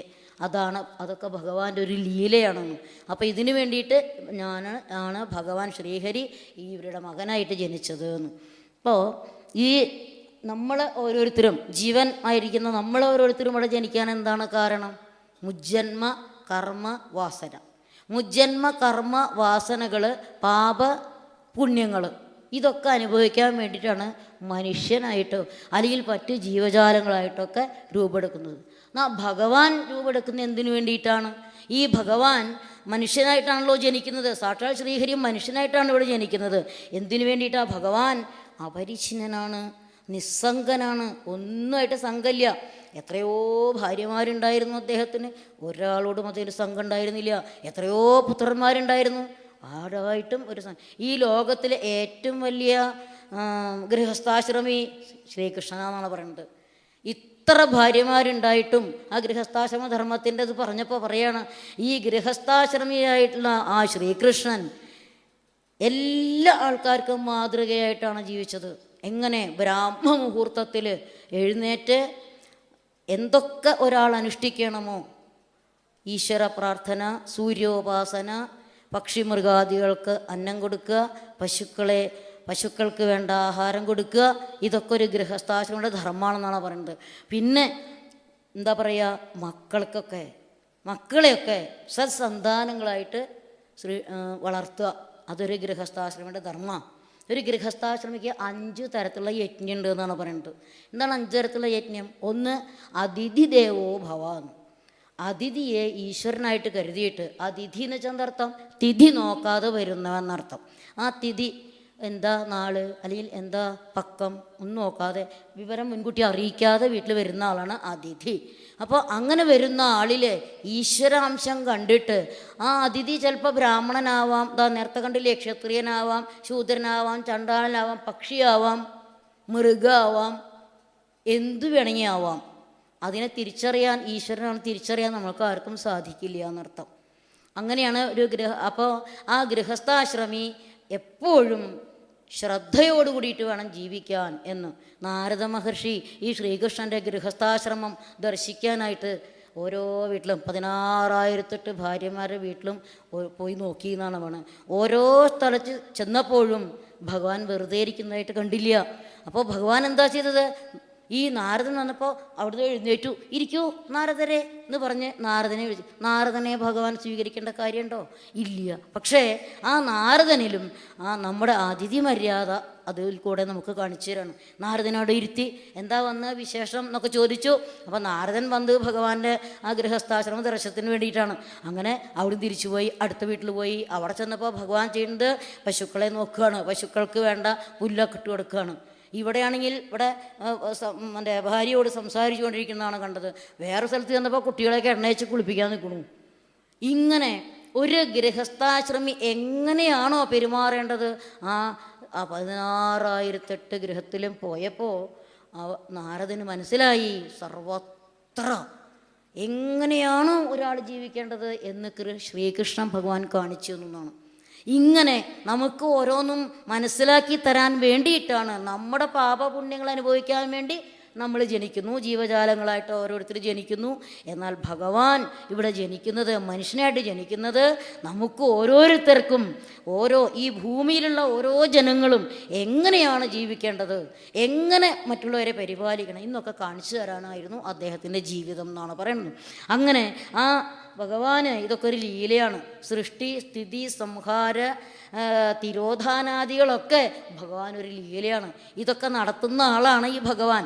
ആ ഭഗവാനാണ് ഈ സാധാരണ ജനങ്ങളുടെ ഇടയിൽ കയറിയിട്ട് അദ്ദേഹത്തെ പുഞ്ചിരിയോടുകൂടി അല്ലാതെ നമുക്ക് കാണാൻ സാധിക്കില്ല. ശ്രീകൃഷ്ണ ഭഗവാൻ എപ്പോഴും പുഞ്ചിരിച്ചിട്ടേ നടക്കുള്ളൂ. അദ്ദേഹത്തിന് ഒരിക്കലും ഗൗരവഭാവമോ ദേഷ്യഭാവമോ ഇല്ല. എന്താ കാരണം? ഭഗവാൻ എല്ലാവരും ഒരുപോലെയാണ്. ഭഗവാന് ഒന്നും വ്യത്യാസമില്ല എന്നർത്ഥം. എനിക്ക് എല്ലാവരും ഒരുപോലെയാണ്. എനിക്ക് എന്നാൽ തുല്യ പ്രിയാപ്രിയ, പ്രിയനും അപ്രിയനും തുല്യനാണ് ഭഗവാൻ. പ്രിയനായിട്ടൊരാളില്ല, അപ്രിയനായിട്ടൊരാളില്ല, ഒക്കെ എല്ലാവരും ഒരുപോലെ കാണാൻ കഴിയുന്ന ഗൃഹസ്ഥാശ്രമിയാണ് ഭഗവാൻ എന്നാണ് പറയുന്നത്. ഭഗവാൻ സൃഷ്ടി സംഹാരങ്ങളൊക്കെ അനുഷ്ഠിക്കുന്ന ആ ഭഗവാൻ ഈ പ്രപഞ്ചത്തിൽ വന്ന് ലീലകളാടിയാൽ എന്ന സ്വതന്ത്രനാണ് ഭഗവാൻ എന്നാണ് പറയുന്നത്. ആ ഭഗവാൻ ഈ ജനിച്ച ഉടനെ തന്നെ അദ്ദേഹം ഗോകുലത്തിലേക്ക് പോയി. ആ വൃന്ദാവനത്തിലും ആ ഓരോരോ സ്ഥലത്തും എന്തെല്ലാം കളികളാണ് ഭഗവാൻ ആടിയത്. ആ ഗോപികമാരോടൊക്കെ കൂടിയിട്ടും പശുക്കളെ മേയ്ക്കാൻ പോയിട്ടും. ഇതൊക്കെ ഒരു സാധാരണ ഒരാൾ ചെയ്യുന്ന കർമ്മങ്ങളല്ല, അസാധാരണമായിട്ടുള്ള കർമ്മങ്ങളാണ് അതൊക്കെ ഭഗവാൻ ചെയ്തിരുന്നത് എന്നാണ് പറയുന്നത്. അപ്പോൾ ഇവിടെ ഇങ്ങനെ ഇദ്ദേഹം ഈ ധർമ്മത്തെ പുനഃസ്ഥാപിക്കാനായിട്ട് വന്ന അദ്ദേഹം ആ രാജ്യത്ത് ആ കാലത്തൊക്കെ വേഷഭൂഷാദികളെ കൊണ്ടൊക്കെ സുഖഭോഗികളായിട്ടുള്ള രാജാക്കന്മാരെന്ന് അഭിമാനിക്കുന്ന, അനേകം അക്ഷൗഹിണികളുടെ അധിപതിയാണെന്ന് അഭിമാനിക്കുന്ന, ദുഷ്ടന്മാരായിരിക്കുന്ന ആൾക്കാരുടെ ഭാരം കൊണ്ട് സഹിക്കവയ്യാതെ ഉള്ള ആ ഭൂമിദേവിയുടെ ഭാരം കുറയ്ക്കാൻ വേണ്ടിയിട്ടാണ് ഭഗവാൻ ഇവിടെ വരുന്നതും ഓരോ ലീലകൾ ആടുന്നതും അതിനുവേണ്ടി മാത്രമാണ് എന്നർത്ഥം. അങ്ങനെയുള്ള ഭഗവാൻ ഭോജന്മാർ, വൃഷ്ണികൾ, അന്ധന്മാർ, അന്ധകന്മാർ, മധുക്കൾ, ശൂരസേനന്മാർ, പാണ്ഡവന്മാർ മുതലായിട്ടുള്ള ആൾക്കാർക്കൊക്കെ പ്രശംസനീയമായ രീതിയിൽ, ശ്ലാഘിക്കപ്പെടുന്ന രീതിയിൽ പല പല കർമ്മങ്ങളും ചെയ്ത് അവരെയൊക്കെ സന്തോഷിപ്പിച്ച് ആ ഭഗവാൻ, ആ ശ്രീകൃഷ്ണൻ ഓരോരുത്തരോടും മന്ദഹാസത്തോടുകൂടെ ഇങ്ങനെ നോക്കി എല്ലാ ജനങ്ങളെയും തൻ്റെ ചേഷ്ടകളെ കൊണ്ട് സന്തോഷിപ്പിച്ചു എന്നാണ്. പിന്നെയോ ആ ഗോകുലത്തിലത്തെ ആൾക്കാർക്ക് ആ ഗോവർദ്ധനോദ്ധാരണം, കാളിയമർദ്ദനം, അഘാസുരമോക്ഷം, ഇങ്ങനെയുള്ള പല ലീലകളും അവർക്ക് കാണിച്ചു കൊടുത്തു ഭഗവാൻ. അവർ ഇത് ഈ ശ്രീകൃഷ്ണനെ ഭഗവാനായിട്ടല്ല കണ്ടതേ എങ്കിലും അവർ എന്ത് കർമ്മങ്ങൾ ചെയ്യുമ്പോഴും, പശുവിനെ കറക്കുമ്പോഴും, തൈര് കലക്കുമ്പോഴും, ഭക്ഷണം പാകം ചെയ്യുമ്പോഴും, മുറ്റമടിച്ചു വാരുമ്പോഴും സദാ കൃഷ്ണ കൃഷ്ണ കൃഷ്ണ കൃഷ്ണ എന്ന് ജപിച്ചിട്ടായിരുന്നു ആ ഗോപികമാർ. അപ്പോൾ ഭഗവാൻ തന്നെ പറയണു, എത്രയോ ഭക്തന്മാർ എനിക്കുണ്ട്, ഗോപികമാരെ പോലെയുള്ള ഭക്തി ആണ് വേണ്ടതെന്ന്. സർവം കൃഷ്ണമയായിട്ട് കണ്ടവരായിരുന്നു അവർ. അവരെന്നെ പ്രാർത്ഥിച്ചു, മോക്ഷം തരല്ലേ, ഭഗവത് വിയോഗം വേണമെങ്കിൽ ഞങ്ങൾ എന്ന് നശിച്ചു കൊള്ളാം.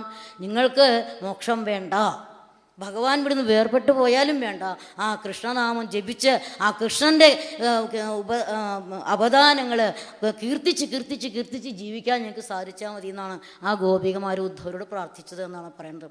അത്ര ശ്രേഷ്ഠമായിരുന്നു അവരുടെ മുമ്പിൽ ഭഗവാൻ കാണിച്ച ലീലകൾ എന്നർത്ഥം. അങ്ങനെ ആ ഭഗവാന്റെ രൂപം കണ്ടിട്ട് ആ ജനങ്ങൾ യസ്യാനനം മകരകുണ്ടല ചാരുകർണ ഭ്രാജത് കപോല സുഭഗം സവിലാസഹാസം നിത്യോത്സവം സുദൃശം സുവിലാസഹാസം നിത്യോത്സവം ന തദ്രുഭു ദൃശഭി പിപന്യോ നാര്യോ നരാശ്ച മുദിതാ കുപിതാ നിമേശ്ച. ഈ മകരകുണ്ടലങ്ങളോട് കൂടിയതും അതിമനോഹരായിരിക്കുന്ന ശോഭായമാനമായിരിക്കുന്ന കവിൾത്തടങ്ങളോടും കൂടിയ ആ ഭഗവാന്റെ മനോഹര താമരപ്പൂ പോലെയുള്ള ആ മനോഹര മുഖം, എങ്ങനെ അവർക്ക് നിത്യോത്സവമാണ് ആ ഭഗവാന്റെ മുഖം കാണാന്നുള്ളത്. ആ ഭഗവാന്റെ മുഖം ഇങ്ങനെ ആ ദ്വാരകാവാസികളും വൃന്ദാവനവാസികളൊക്കെ ആയിരിക്കുന്ന ആ സ്ത്രീകളും പുരുഷന്മാരൊക്കെ ആ ഭഗവാനെ കണ്ടിട്ട് അവർക്ക് കണ്ണിമയ്ക്കാതെ നോക്കാൻ പറ്റില്ല, കണ്ണടഞ്ഞു പോവുക. അപ്പോൾ അവർക്ക് ആ ആനന്ദം അനുഭവിക്കാൻ തടസ്സമായി നിൽക്കുന്ന ഈ കൺപോളകളാണ്. ഈ കൺപോളകളിൽ വസിക്കുന്ന നിമി ചക്രവർത്തിയാണ്. ആ നിമിയോട് അവർക്ക് കോപം തോന്നി എന്നാണ് പറയുന്നത്. അത്രയ്ക്ക് നിമിഷ നേരം പോലും ഭഗവാന്റെ മുഖാത്മം കാണാതിരിക്കാൻ അവർക്ക് സാധിക്കില്ല എന്നാണ് പറയുന്നത്. അങ്ങനെ ആ മധുരമായിരിക്കുന്ന ആ നിത്യോത്സവമായിരിക്കുന്ന മുഖം എപ്പോഴും കണ്ടുകൊണ്ടിരിക്കാനാണ് എല്ലാവരും മോഹിക്കേണ്ടത്.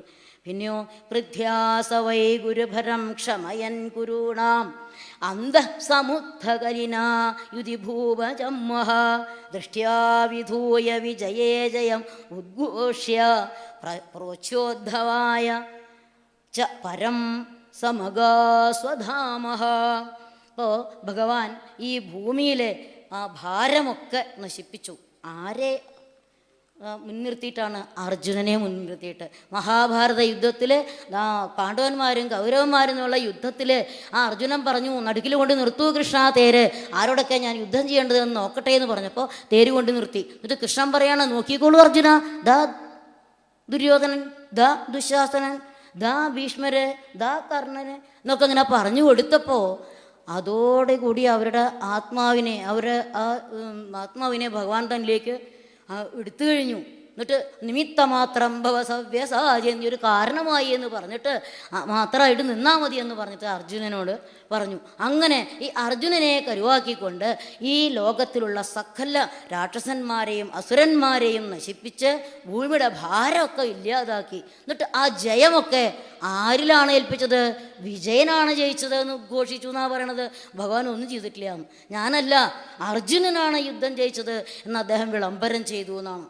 എന്നിട്ട് അദ്ദേഹം ആ ഉദ്ധവർക്ക് ഭഗവാൻ ആ ഭൂഭാരമൊക്കെ തീർത്ത് പോവുകയാണെന്ന് മനസ്സിലായ ആ ഉദ്ധവരുടെ ചോദ്യങ്ങൾക്കൊക്കെ ധാരാംശങ്ങളടങ്ങിയ ഉപദേശങ്ങൾ, തത്വോപദേശങ്ങളൊക്കെ നൽകിയിട്ട് അദ്ദേഹം സ്വധാമത്തിലേക്ക് പോയി എന്നാണ് ഈ നവമസ്കന്ധത്തിലെ യദുവംശവർണ്ണനയുടെ അവസാനത്തെ ശ്ലോകം. അപ്പോൾ എന്താണ് ഇതിൽ നിന്നൊക്കെ നമ്മൾ മനസ്സിലാക്കേണ്ടത്? എല്ലാവർക്കും കൃഷ്ണൻ കൃഷ്ണൻ കൃഷ്ണൻ എന്ന് പറഞ്ഞാൽ അനന്യ ഭക്തിയാണ് വേണ്ടതെന്നർത്ഥം. ഭക്തിയാത്വൻ അന്യയാ ലഭ്യ അഹമേവം വിധോർജുന. അനന്യമായ ഭക്തി, ആ ഭക്തി കൊണ്ട് മാത്രമേ എന്നെ ലഭിക്കൂ. നദാനേന തപസാ ന വിദ്യയാന്നൊക്കെ പറഞ്ഞു. അതുകൊണ്ടൊന്നും എന്നെ പ്രാപിക്കാൻ കഴിയില്ല അർജുന. അതുകൊണ്ട് എന്തു വേണം നമുക്കൊക്കെ? ഭഗവത്പാദ ഭക്തി ഉണ്ടാവണം. ഈ ഭക്തി എന്ന് പറഞ്ഞാൽ എന്താണ്? ഭഗവാനോടുള്ള സ്നേഹസമർപ്പണം. നമ്മുടെ മനസ്സിലാണ്, ആ അന്തര്യാമിയായിട്ടാണ് ഭഗവാൻ കുടികൊള്ളുന്നത്. ഈ അന്തര്യാമിയായി ഭഗവാൻ കുടികൊള്ളണമെങ്കിൽ നമ്മുടെ ഉള്ളിലുള്ള സകല മാലിന്യങ്ങളും, മോഹം, മതം, കാമം, അസൂയ, തൊട്ട മാറാല, അതൊക്കെ ഇതിൻ്റെ ഉള്ളിൽ നിന്ന് പോകണം. എന്നിട്ട് മനസ്സ് ശുദ്ധമാക്കണം. ആ മനസ്സങ്ങോട്ട് പരിശുദ്ധമായാലേ ആ മനസ്സിൽ ഭഗവാൻ വന്നിരിക്കൂ. പ്രണയരശനയാധൃതംഗ്രിപത്ന. ആ ഭഗവാനോടുള്ള ഉറച്ച പ്രണയം, ഉറച്ച പ്രേമം, ആ പ്രേമമാകുന്ന കയറുകൊണ്ട് ഹൃദയത്തിൽ ഭഗവാനെ കെട്ടിയിടണം. അതാണ് ഭക്തി. ഈ ഭക്തി ഉണ്ടാവണമെങ്കിൽ നമുക്ക് ഇതുപോലെയുള്ള സജ്ജനങ്ങളുടെ സംസർഗം ഉണ്ടാവണം. ആ സജ്ജന സംസർഗം കൊണ്ട് നമുക്ക് ഭക്തി ഉണ്ടായാൽ സകല ചരാചരങ്ങളിലും കുടികൊള്ളുന്നത് ഈ ശ്രീഹരിയാണെന്ന് രന്തിദേവൻ കണ്ട പോലെ കാണാൻ നമുക്ക് സാധിക്കും. അതാണ് ജ്ഞാനം. ആ ജ്ഞാനത്തിലൂടെ നമുക്ക് മെല്ലെ മെല്ലെ മെല്ലെ ഈ രന്തിദേവനുണ്ടായ വൈരാഗ്യം നമുക്കുണ്ടാകാൻ സാധിക്കും. വിരക്തി, ലൗകിക ജീവിതത്തോട് വിരക്തി, ഇതൊക്കെ നിസ്സാരാണ് തോന്നും എന്നർത്ഥം. അങ്ങനെയുള്ള ഭക്തി, ജ്ഞാന, വൈരാഗ്യങ്ങൾ പ്രതിപാദിക്കുന്ന കഥാംശങ്ങളാണ് രന്തിദേവൻ്റെയും യദുവംശ വർണ്ണനയും. അപ്പോൾ ഇത്ര സമയം ഈ പ്രവർത്തൃപീഠത്തിലിരുന്ന് എനിക്ക് എന്തെങ്കിലുമൊക്കെ പറയാൻ സാധിച്ചത് ഗുരുനാഥന്മാരുടെയും ഭഗവാന്റെയും കാരുണ്യം കൊണ്ടാണ്. എൻ്റെ വാക്കുകളിൽ എന്തെങ്കിലും അബദ്ധങ്ങളുണ്ടെങ്കിൽ അത് എൻ്റെ തെറ്റായും, ഞാൻ പറഞ്ഞത് ശരി എന്തുണ്ടെങ്കിൽ അതൊക്കെ ഭഗവാന്റെയും ഗുരുബോധന്മാരുടെയും അനുഗ്രഹമായിട്ടും കരുതണമെന്ന് പറയുന്നു. കായേന വാചാ മനസേന്ദ്രിയൈർവാ ബുദ്ധ്യാത്മനാ വാ പ്രകൃതേ സ്വഭാവാത് കരോമി യദ്യത് സകലം പരസ്മൈ നാരായണായേതി സമർപ്പയാമി. യദക്ഷരപദഭ്രഷ്ടം മാത്രാഹീനം തു യദ്ഭവേത് തത്സർവം ക്ഷമ്യതാം ദേവ നാരായണ നമോസ്തുതേ. വിസർഗബിന്ദുമാത്രാണി പദപാദാക്ഷരാണി ച ന്യൂനാനി ചാതിരിക്താനി ക്ഷമസ്വ പുരുഷോത്തമ. അന്യഥാ ശരണം നാസ്തി ത്വമേവ ശരണം മമ. തസ്മാത് കാരുണ്യഭാവേന രക്ഷ രക്ഷ മഹാപ്രഭോ. ഓം പൂർണ്ണമദ പൂർണ്ണമിദം പൂർണ്ണാത് പൂർണ്ണമുദച്യത്തെ പൂർണ്ണസ്യ പൂർണ്ണമാദായ പൂർണ്ണമേവാവശിഷ്യത്തെ. ഓം ശാന്തി ശാന്തി ശാന്തി.